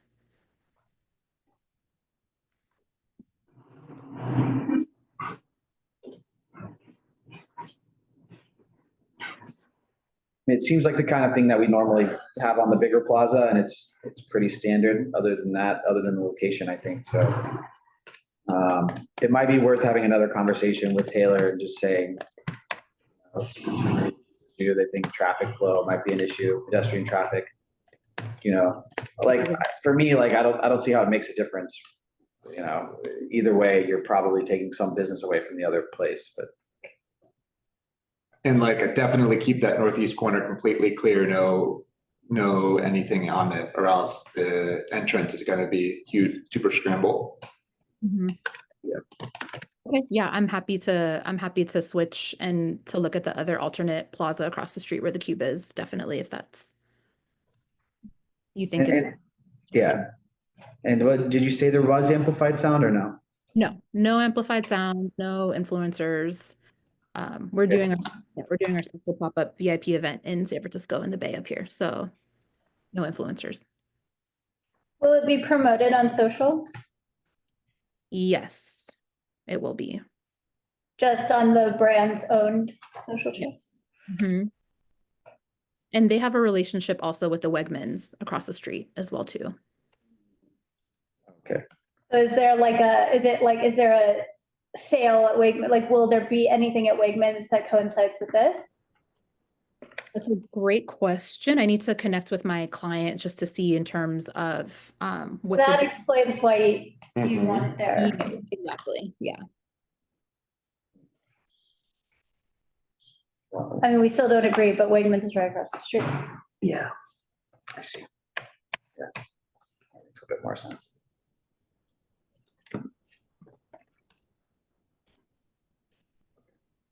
Any other questions? No, but if you're doing something with Wegmans, like, do you get, I mean, I think it would be helpful to know because that Wegmans is really big and gets a lot of traffic. So that's going to drive traffic and then you're going to get lines. Street crossing. Yeah, or if you're giving like, are you giving like a coupon of some kind so they can go buy it at Wegmans or? No coupon. It was just a promotional event, giving away the product. But I can get more information on that, definitely. All right, good. Thank you. Appreciate your time. Thank you so much. Have a good day. Okay, Orior, we have Orior block party. Not sure we heard back on that one. Usually they send someone. There we go. Okay. Hopper. Yeah, usually she's here. Okay, Perry Street block party, May 17th. What about persons? That was denied by SAPO account. We have Perry Street block party. Anyone? Justin Rosenthal?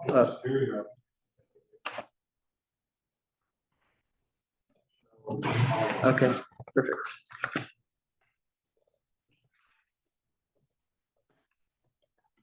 Hi, Michelle. Hi, everybody. Thanks for having me. Thanks for joining. I'll try and keep it quick. I have a small presentation, not really as thorough of a site plan as we've seen from some of the other folks, but it's a little more of a casual event. Can you see this PDF? Yes. Great. Yeah, so we're friends of Justin Rosenthal and we want to host a potluck style block party. We're hoping for either West 13th between Hudson and West 4th or Perry Street between Greenwich and Washington. So not expecting huge traffic. And the time would be on Saturday between 10 a.m. and 4 p.m. That includes setup and breakdown. It's primarily going to be 4 long tables with trash receptacles manned by our volunteers, primarily neighbors and friends of Justin and some of our other friends on Perry Street. And here's our kind of specific walkthrough of the timing. Sorry, real fast, Michelle, can you just tell us who you are and your affiliation with everything? Yeah, absolutely. I'm a friend of Justin, so I'm just kind of helping. And who is Justin? Is Justin, he's just a neighbor, like a neighbor on the block? Yeah, so Justin and I were actually in a gym together. That's how I knew him. So we worked out together at a gym local to West Village for a few years. And does Justin live on Perry Street? Yes. Gotcha. So this is just like a party of a social group of like a group of friends. A block, yeah, an actual block. It's not commercial at all. It's an actual block, which is I do not say normatively, just to understand. A private block party. Is Justin the one that's done this before? Has he done this before? Possibly. If so, I wasn't involved, but I might have done one. No worries. Thank you. Yeah, no worries. So yep, it's a block party. We're gonna do potluck style, so no like commercial food or bev. Everything will be brought by the attendees. But we will have a little bit of a check-in on the east side of the street which is also where the trash will be. And it's for Friends of Justin, but it will be open to anyone who lives on Perry Street. Obviously, we want to like kind of get to know people around. And we have received approval from the few organizations that are on that street, namely Cooper Car Classics and West Village Athletic. But I'm not sure if we need a specific letter of approval from those neighbors, but we can definitely get that if needed. Yeah, that's really, I guess, the basics. Any specifics that you'd also like to know? So if you read through the SAPO regulations for block parties, you're supposed to coordinate with block association. Is there any block association involvement in this?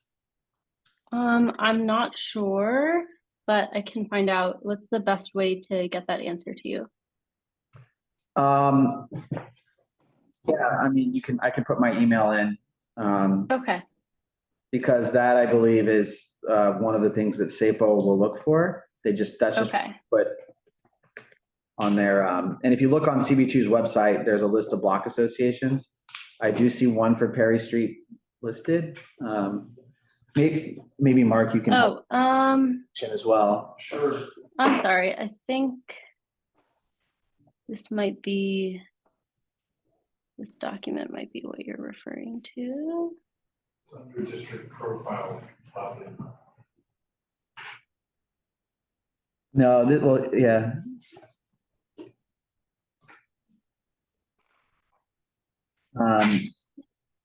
Here, I will share with you the link to the SAPO. Okay. So this link is just SAPO's rules for block parties, so you can see there. You're supposed to make sure you coordinate with the block association and get permission from others on the block. Okay.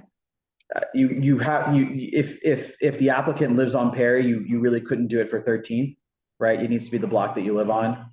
Okay. Yeah, I figured. Yeah. And it does, and you mentioned it would be open to everyone. It can't be a private party.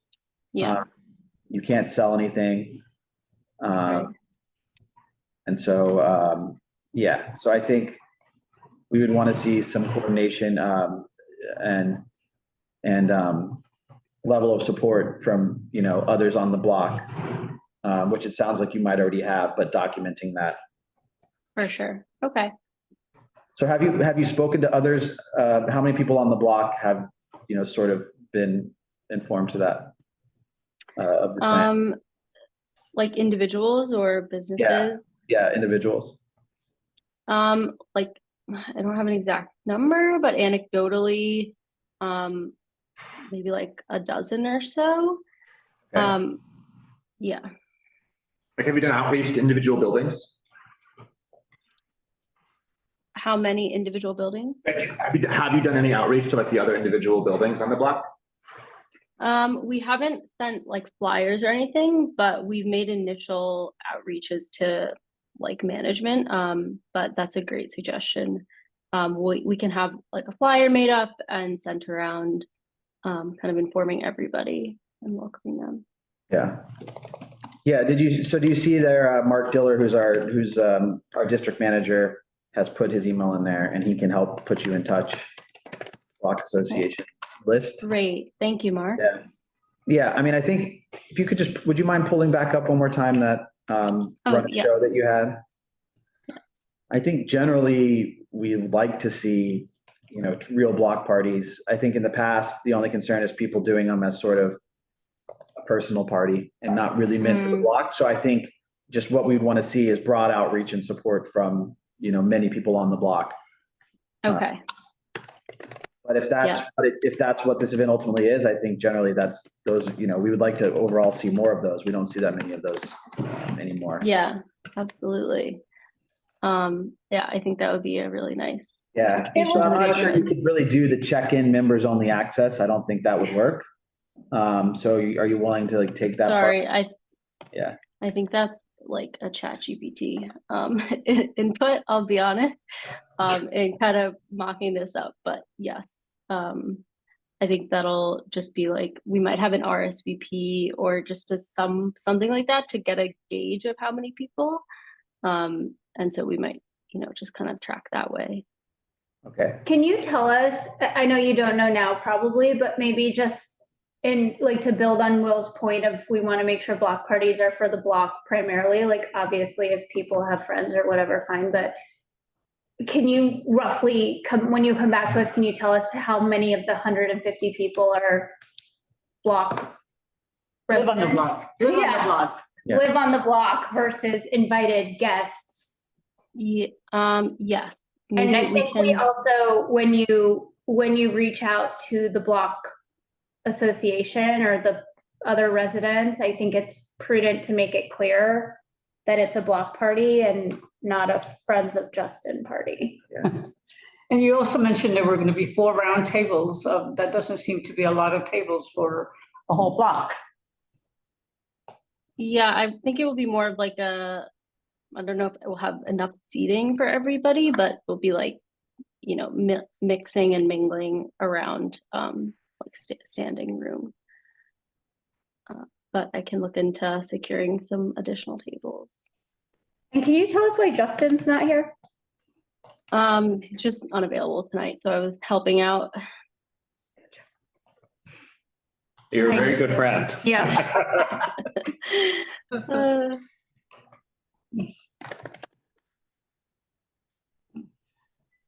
Okay, so I have my to-dos check-in with the Block Association, also the Mark's contact. Thank you. We're going to get in touch with all of the buildings on the street, make sure that everyone knows it's open to residents of Perry Street, and see if there's any way to identify or delineate between guests from Perry Street and not.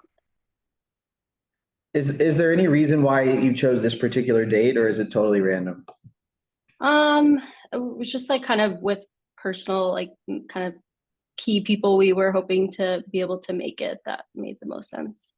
And are those people residents of Perry Street? Yes, well, like I mean, like Justin and kind of our core friends. We wanted to make sure we're able to. And when is Justin's birthday, by the way? It's actually not for his birthday, but he's like had a kind of a very eventful year, and so we're just trying to like get around him. Okay. With all your friends and neighbors. Yeah, I mean, I would have a tough time okaying this before you come back to us with this. that's why I was asking. Yeah, I understand. It seems like I obviously am like kind of jumping in here to help. So I will get back to you with either me or Justin with this information. Yeah. Yeah, that's why I was asking, like, if there's flexibility to push it back maybe another month, it's probably better. So you Okay. to get more people on the block just looped in. Yeah. Okay, yeah, I'll look into that. Valerie has a question there. Yeah. Yeah. Is this related to the West Village Athletic Club or an organization? So, I mean, I used to be a member of West Village Athletic. That's how I know Justin. But it's not commercially related, like with the business. They do give us West Village Athletics insurance form as the insurer of this event. You do? That's what we have. Okay. Which is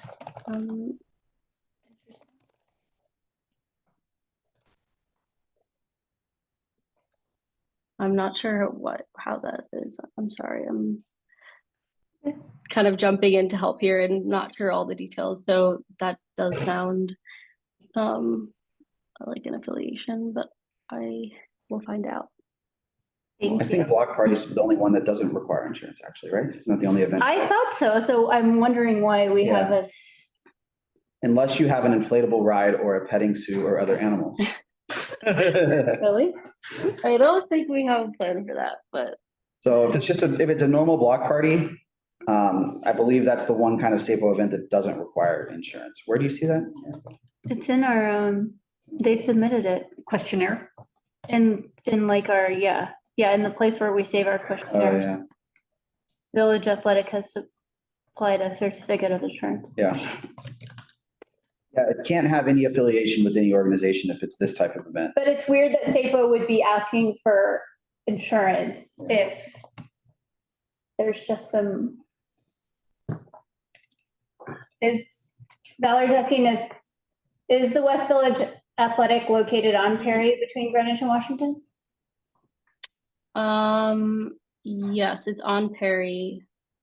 I think it is. It's the same block that you're having the party. It looks Yeah, I think so.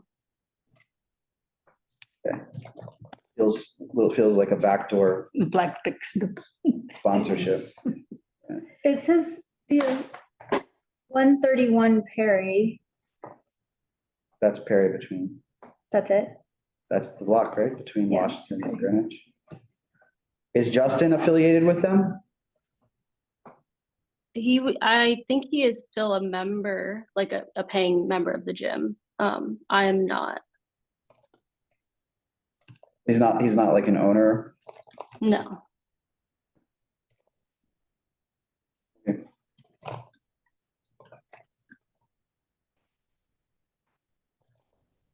Good. Yeah, we've not. Good for now. Yeah. We need to know. Thank you so much. Yeah, and just so you know, like if we don't recommend to approve right now, that doesn't mean you can't come back at a later time, right, with more info. Okay. Yeah, I appreciate you all guiding and helping me with this. I'll make sure we get back to you with some more information.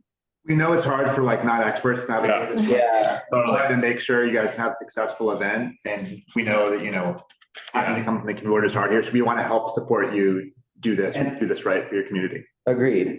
And if it's something that the West Village Athletic Club wants to do, then there are different event types for that, right? And so they would just need to make sure that it goes through the proper event type, which would be not a block party. Okay. Yeah, it's a little tricky because like we all go to this gym, and so we have like a lot of gym related events, but we the members are like kind of coordinating them, and it's like I guess a little bit of a gray area. But we do want to make sure the whole community is welcome and invited. So yeah, I appreciate all your help. Thank you so much. Okay. Thank you. All right. Bye. Have a good night. Okay. So on to Stonewall Village Fair and Expo, June 1st. So Robert, I think here for that.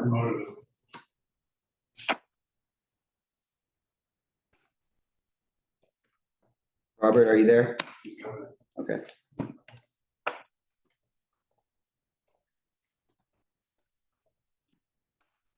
About medications and stuff, no? Hopefully it's not. So he had to go It's not to too late. medications? It's not too late. We got to him before 9. Hi, Robert. I think if you just unmute yourself, you should be able to speak. Let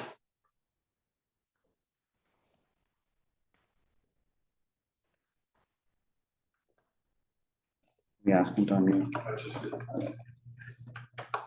Can you also set the table here when he's up? Yeah, so Okay, we clear? hey, Robert. Yeah, so hi, it's Will Bennis. Thanks for waiting. Hopefully didn't make you wait too long. So I know you guys do the event every year. For many years, decades. Yeah. I think we just had some questions that have arisen previously that we wanted clarification on, specifically as it relates to the sponsored organization. And can you just clarify who the sponsor is and what the nonprofit status of the sponsor is? Stonewall Rebellion Veterans Association has fully credentialized and licensed by the New York State Charities Bureau. Many times, every year we get a renewal letter from them updated to the year in question for the street fair. So those documents exist and will be provided. Okay, and that's the full legal name, Stonewall Rebellion Veterans Association? Yeah, it used to be just SVM has to make it distinctive and also to have our heritage and history in there of the significant social uprising that brought the gay rights community agenda onto the radar screen of America's popular consciousness. Yeah, I speak at conferences about that. Yeah. Any more questions? Yeah, when will you be providing the documents that you spoke about? They should be on record and will be gotten over. What do we want? Faxed over as soon as Florence Rennis can receive them. Yeah. Okay. Do you guys have like does that include the Form 9, like an IRS Form 990? Everything's there. We have a legal advisor who makes everything is wrapped up neatly and presentable with a tied with a bow and everything legally. Yeah, yeah, we're good.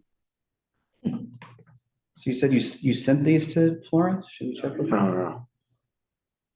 If not, they will be in today's mail or emails or faxes or whatever you need. As I say in my social work past, make the chart happy.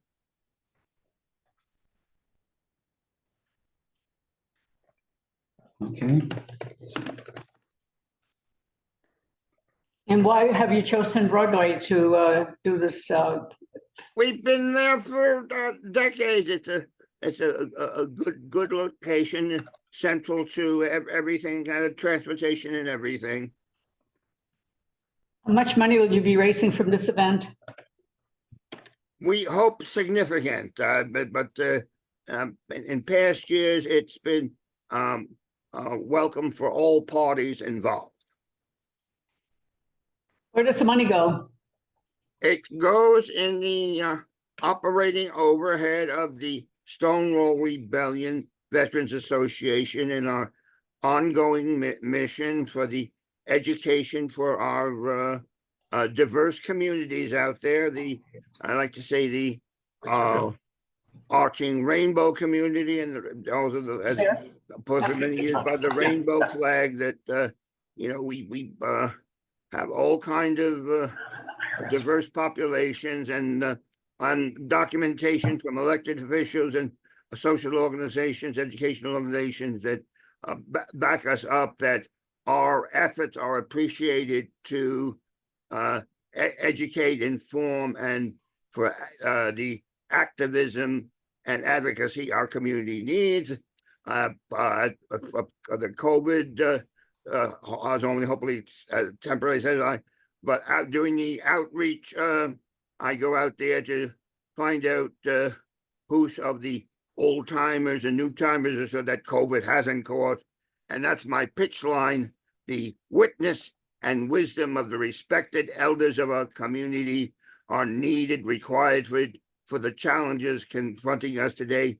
God knows, God help us. And thank God there's some of us old timers around who have been witnesses and lived experience of the actual, true, genuine history, not rather than the commercialized the history that's only made for the exploitation and in certain cases the using negativity for coming down on us. That's the God knows, God help us. But hopefully we have survived a lot before and we'll get through this again, just as all the other social activists like Dr. King. The arc of history is long, but it bends toward justice. And so hopefully when we there I go, granddaddy getting on the old soapbox. Okay, that's it. That's where you want something like a mission statement. That's it in a nutshell. All right. I think we're. You don't know, there's been books written out, and there's thousands of them in the New York Public Library. You spoke about documents that you have from elected officials. How current are those documents? And would you be able to submit them to the Yes, community board office so that we could check all these documents? And besides that, I also like to ask you regarding the money that's raised. Do you donate any of the money, or is the money all just kept for your organization? At this point, as noted in all the communities as funding crises, when there's extra, we help to come to the aid and comfort of some of our older distressed and senior poverty is recognized by the social support agency. The extreme low income by the as at the New York Human Resources Administration poverty recognition. We do what he's saying. Help our old timers, and also, but the thing is just to keep our head above water, to keep our things, all the incredible history we have that we hope to activate some kind of, but right now it's as you know, keeping body soul together to keep us running and keep on going to hopefully a little silver lining of the dark clouds. Okay. Right. How many people are in your organization, and how often does your board of directors meet?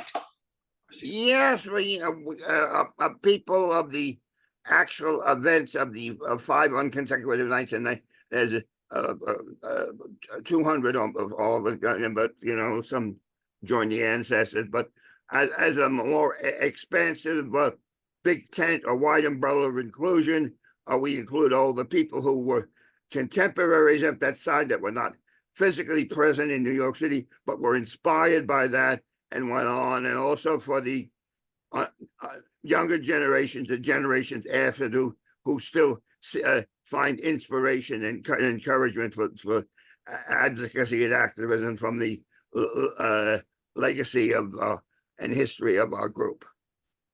Who's the president of your board? We have it's listed on our executive committee on our website there. Who's the president? We rotating chairs right now. Christy Jenkins in California, or bicoastal and international, is a vice president pro tem right now. So it's as the outreach finds more people, we will do the reorganization to move forward more effectively. Yeah. All right. Thank you. Thanks a lot for coming today. We appreciate you staying on. Well, thank you for history. Some people I talk too much, but there's a lot of information to talk about. Yeah. Hopefully ears to listen to it. Yes. With your help, it's good that we hopefully get the car out of the garage and have it parked down there and things like that. That eye candy that always brings smiles to people, that the electric blue classic Stonewall car. Yeah. Now, what is the year of the car, by the way? 1969. One of the great demonstrators of Detroit, Michigan, USA automotive engineering. And by our efforts and God's wishes, it still runs like beautiful. The engine just purrs like a kitten, and when we take it out on the road to stretch its legs. Yeah. But that's one of the things, Thank you, Robert. Yep. Bingo. Anytime you want to hear more, get in touch with me and I'll hold forth. All right. Thanks so much. Okay. So God bless you. You stay strong, brothers and sisters. Thank you. Thank you. All right. Bingo.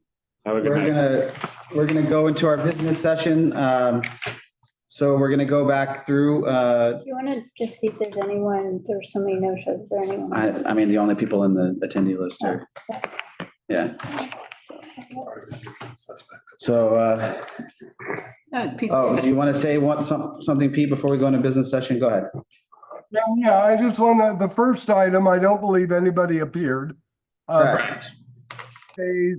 And it's a terrible location. That stretch of Prince Street on that side is really narrow. And that's a global corridor, very crowded. So I don't know what you can do about it 3 days away, but just wanted to say that.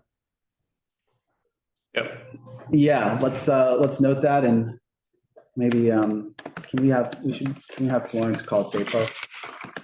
Because these are the ones that are the street activity small, where they filter in between approval, basically between meetings. Do we know Replica? Have we seen them? Okay. And I mean, they're not on our list as Okay. standout anymore. All right. Thanks, Pete. Okay, so where's my notes? Okay, so Trini is deny no-show.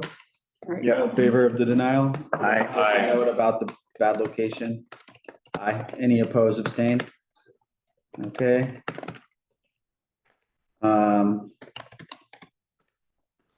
Hostess, National Twinkie Day.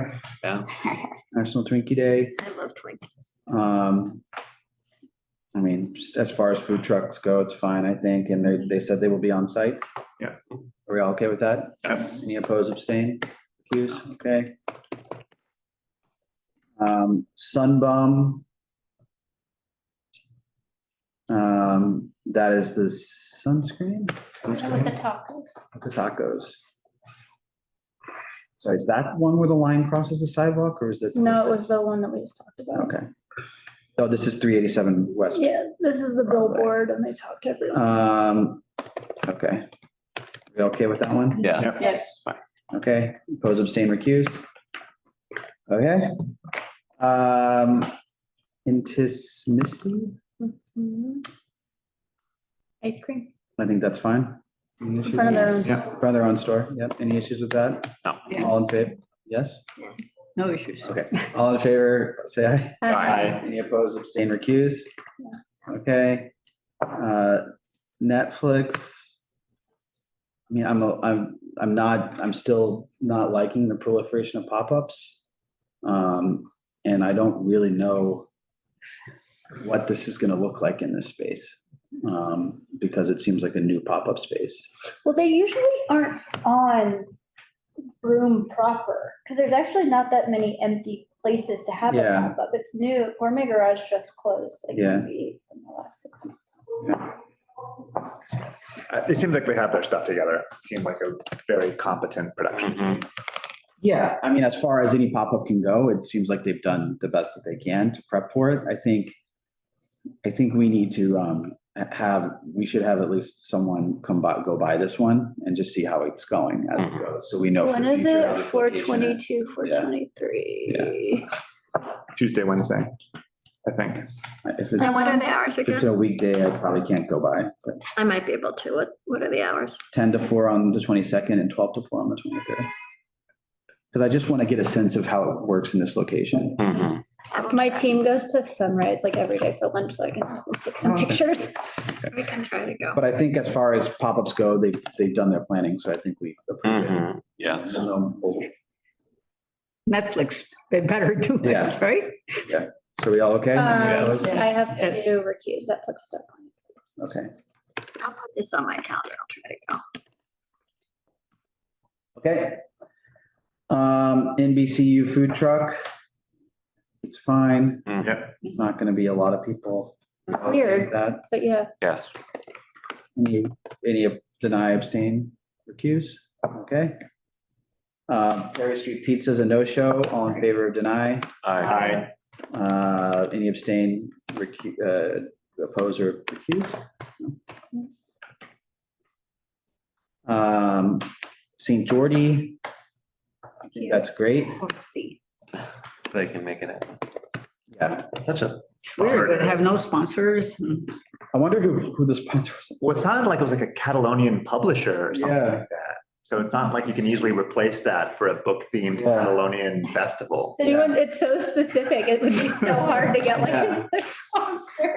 I think when I went to Barcelona, I stayed on like St. Geordie Avenue Street. Maybe you have some connections. Sounds like great. Yeah. Yeah, I wish them well. Probably gonna be canceled, watch. Yeah. All right, all in favor of that? Aye. Aye. Oppose, abstain, recuse? No. Yeah, so like a unpermitted event. So far,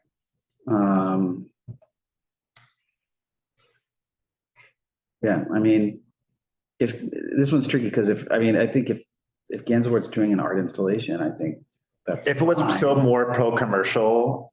I mean, then also that would be it's the worst, but it's like, it is, a cultural thing. if we're Yeah. being consistent, it is the bid that is holding the permit. It's not like a. Yeah.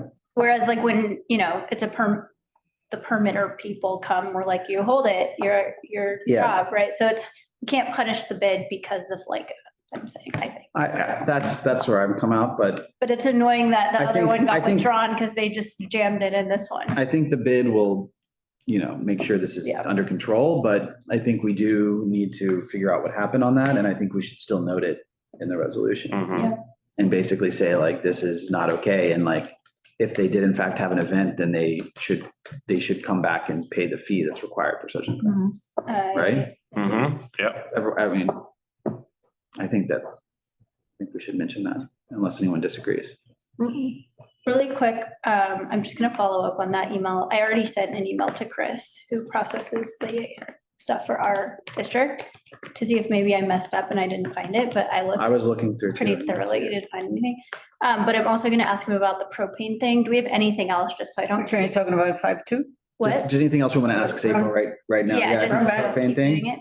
Yeah, I'm. And I think we should mention the Trini one, which is coming up, that just didn't show, and how it's not a good block. Yeah, that's it. So we're talking about brown bag sandwich now? No, sorry, we're just talking about, we're emailing Sable right now. Right. That's what we should ask them. We're Can you not on tell brown me, bag do you have yet. it up? Can you just tell me their application number? Which one? The Trini? Trini, I can pull it up really quick. just since it's like an ASAP Give me a second. from Thursday, right?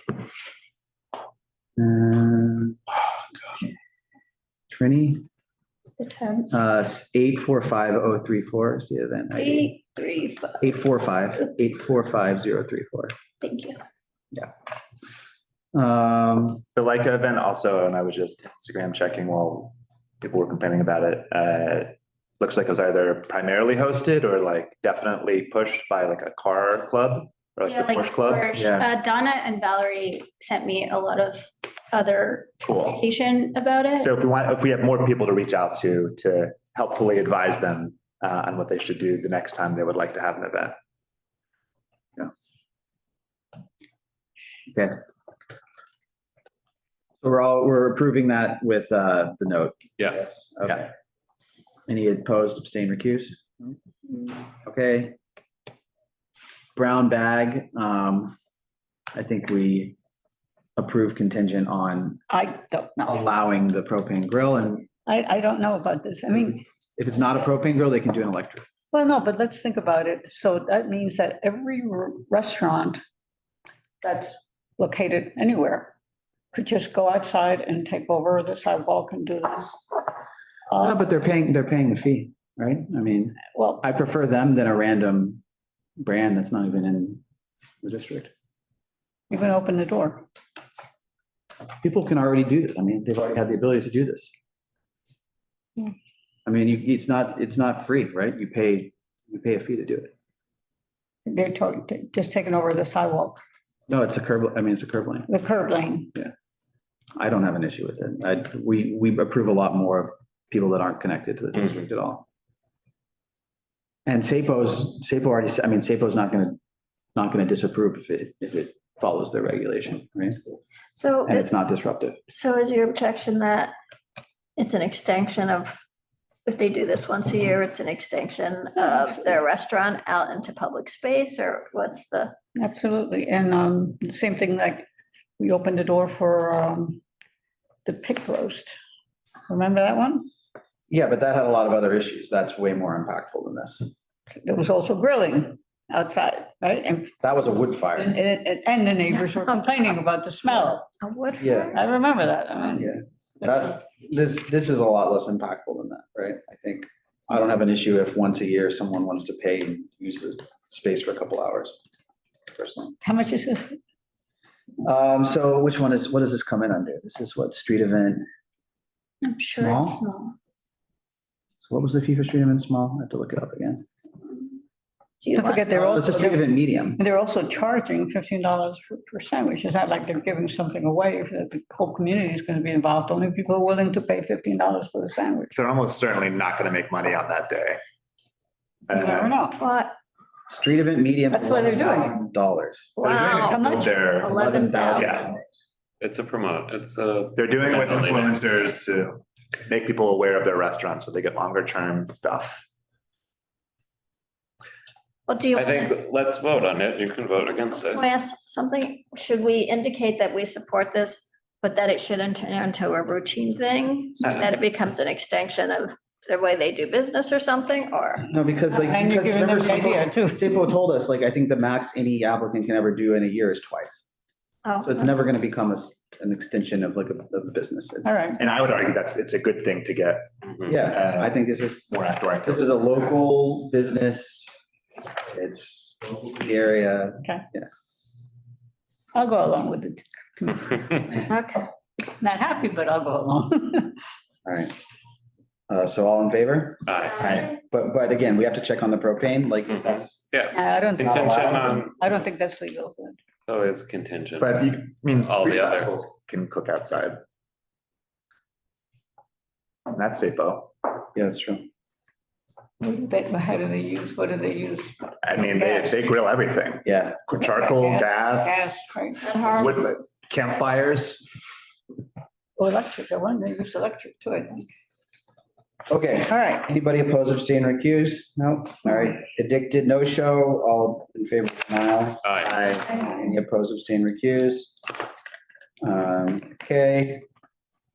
Keebler. Too cute to say. Very, very. I mean, it's in a. I find it strange, but I don't have any reason to oppose it. I actually think the location is great because it's a blank storefront. It's a huge sidewalk. It tons of is. Space. David Gruber used to run a green market there. You remember that? I don't remember that. You don't remember that? No, I do. I remember that. It's interesting, but it's interesting the woman thinks that he's the owner of the building. Actually, the people that own that building are the people that used to own McKay's drugstore. Oh. Not David Maybe he's Gruber. just helping. Excuse me? Maybe he's just helping communicate with the owners. I guess. I think the event's fine. Review of our committee to Yeah. opine upon. I think the event's fine, right? Yes. Any, all in favor? Aye. Any opposed, abstain, recuse? No? All right. I hope the fudge scent is actually good fudge scent. I know. I didn't want to question. I didn't know. I was like, no one else seems to have an issue with the scent, but if I lived there, I'd be like, Blank Street, I think is fine. Okay, everyone okay with that? Yes. All in favor? Aye. Aye. Opposed, abstain, recuse? Okay. Lily's Vegans, a no-show. So all in favor of denial? Aye. I guess, but I really like them. Any opposed, abstain, recuse? Okay. 100th anniversary mobile food tour. I guess we told them to move it to the other location. Is not right. Location, I don't think works. I Mhm. think, look, I think if they coordinate with the Village Alliance, they should be fine, but we should follow up with Taylor and just be like, why shouldn't they just do it in the main plaza? yeah, does anyone know Taylor? I feel like Taylor's presented before, but check. Yeah, we should make a note to suggest alternate locations and also say unless, they make sure to keep the area near the entrance clear. Mhm. Yeah, Their site plan, which they didn't have. I'm okay with that. So what do we want to do? I think it's just approved Approve with suggesting commentary. different location. I trust Village Alliance will make sure it's not overly disruptive, but I think we make those notes. Everyone okay with that? Yep. Mhm. Okay. Perry Street Block Party. Wait, Oreo block. Oreo block party. Oh. They didn't show up. No show. Oh, I'm sorry. I forgot that. Oreo Block Party. Okay, no show. All in favor of deny? Aye. Yes. Any opposed, abstain, recuse? Okay. And now is it Perry Street? Yep. Yes. Okay, I don't I don't know if we can approve as is. I think we should say that we encourage block parties, and this does not yet meet the criteria laid out by SAPO for a block party. And that at this point it's a deny, but Can we lay it over to next month? Do you remember the one that came many years ago regarding his birthday? He was having a big birthday party. I think that was a different one. Yeah, I do remember that. You remember that one? That was on. Rang a lot of bells. This one. That was on Howard. We can't, I don't think we can lay it over. I don't think we can lay it over in the current iteration because it's, then it'll be before May full board, so. You could turn there suggesting that they move it back, so they have time to get all the ducks. Yeah, and we just say, Yeah, deny with encouragement. Deny, and we say, look, we encourage block parties, but they need to meet the criteria. And maybe they should plan it Come for back. later, and Right. a few months later and come back. Totally. Should we do a? Remember, there's like a different option, like need more info or something in the drop down for Florence. I can never remember the option.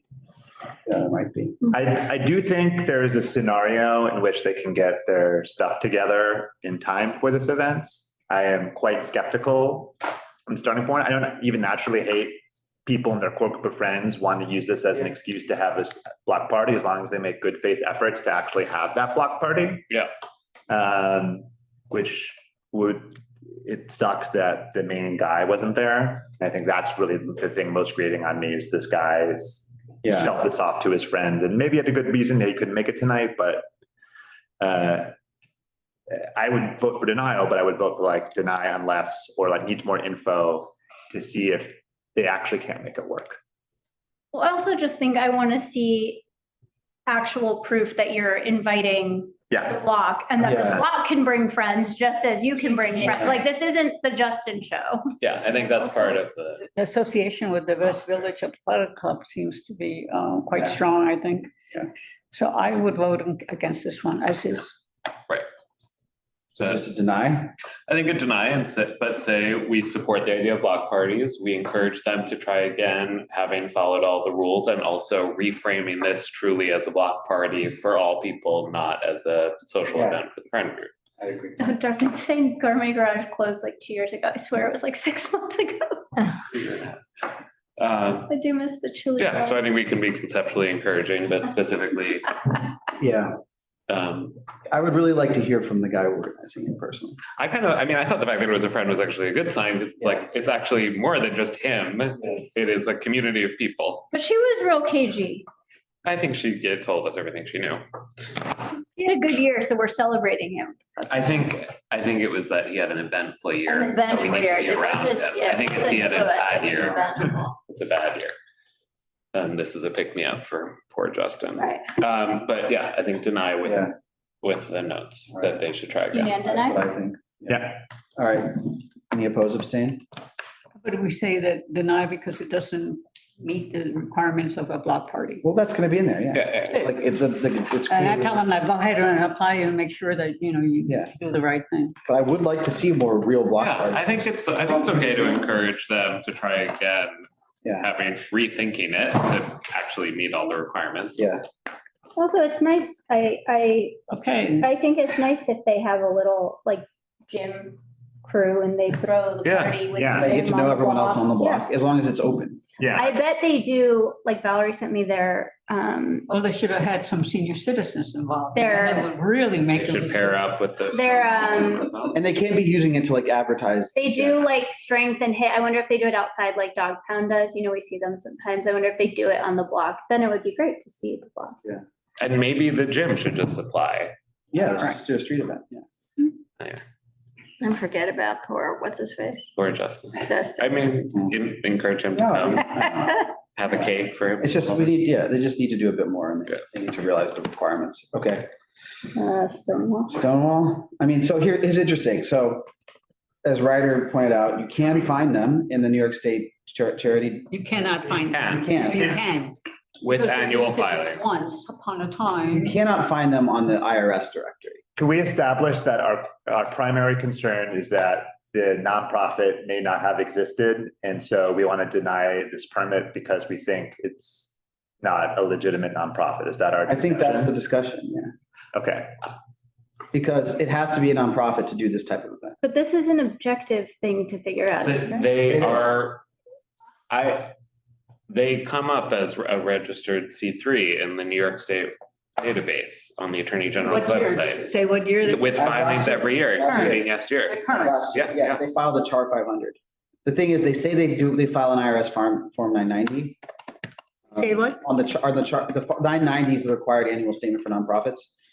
They say they file a IRS 990, which I just can't find. So I think we just need to ask SAPO, like, have they provided the required documents? Being in that database does not guarantee it is a tax exempt organization under the International Revenue Code. Yeah. So I think if that is what we are debating, then I think we just say, like, you know. Do the scripts never come before you before? No, they come every year. Oh, they come every year. And we always have the same question. They've come. That's the context. Last, yeah. So this is like last 24 it's a recurring years. issue, and we can't ever seem to get a straight answer on the nonprofit. For the past 24 or 25 years. What did we do? And we Did have denied it. Yeah. Always denied it. Always denied. But I think we need And to nothing. just, maybe we just need to ask SAPO, like, do you have a valid 990? Does SAPO usually give them? Oh, God. So CB2 has long believed that this is not a legitimate nonprofit organization. Or had questions. Or had questions about it. Answer. And for many years, it has come up. We have always denied it. And now we're finally saying, hey, let's actually investigate this. Is that a? Well, we always asked them to send us documents and we never got them. And Mark was saying they never got them. Okay. So it's not like we haven't asked them before. One time they showed up with a bunch of letters from the elected officials because the elected officials were invited to their event. And they always write, thank you for inviting us to your event. We hope you will have a successful event. Here's my letter. And all the papers, and he was shuffling the papers around us. And then he threatened to sue all of us because we were denying. That was the main guy. It's not the guy who showed up today. I can't, what's his name? Wilson. Wilson Henderson Lee. Henderson. He would threaten us, and he actually did threaten us. Well, they have a 3-hour meeting on April 26th. We can go see if they're real.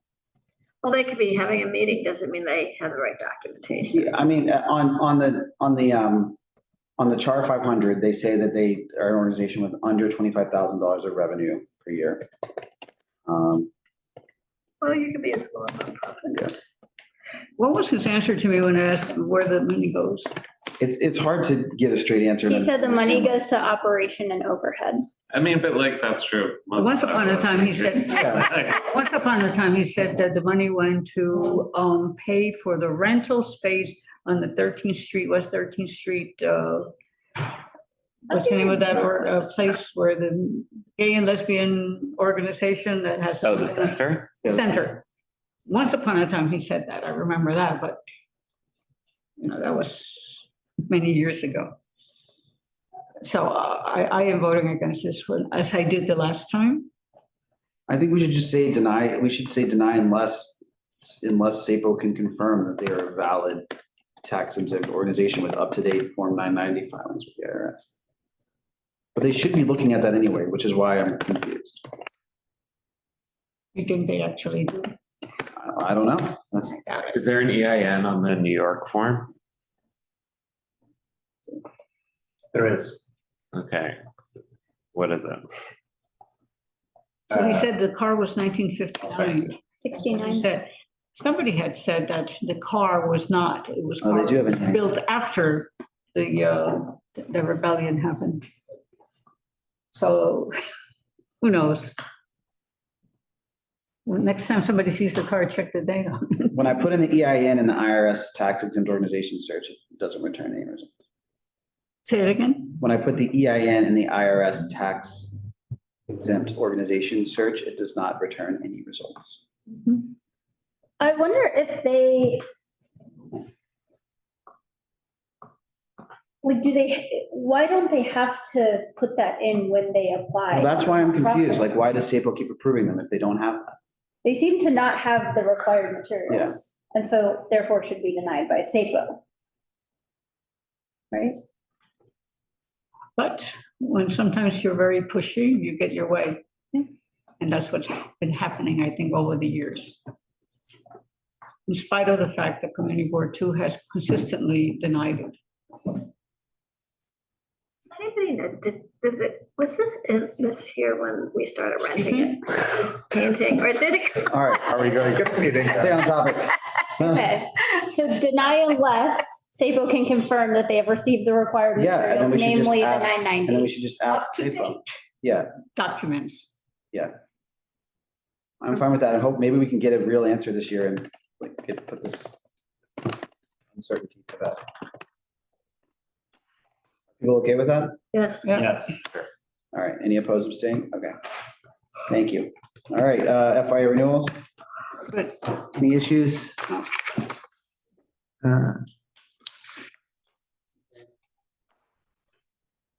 Second to review them?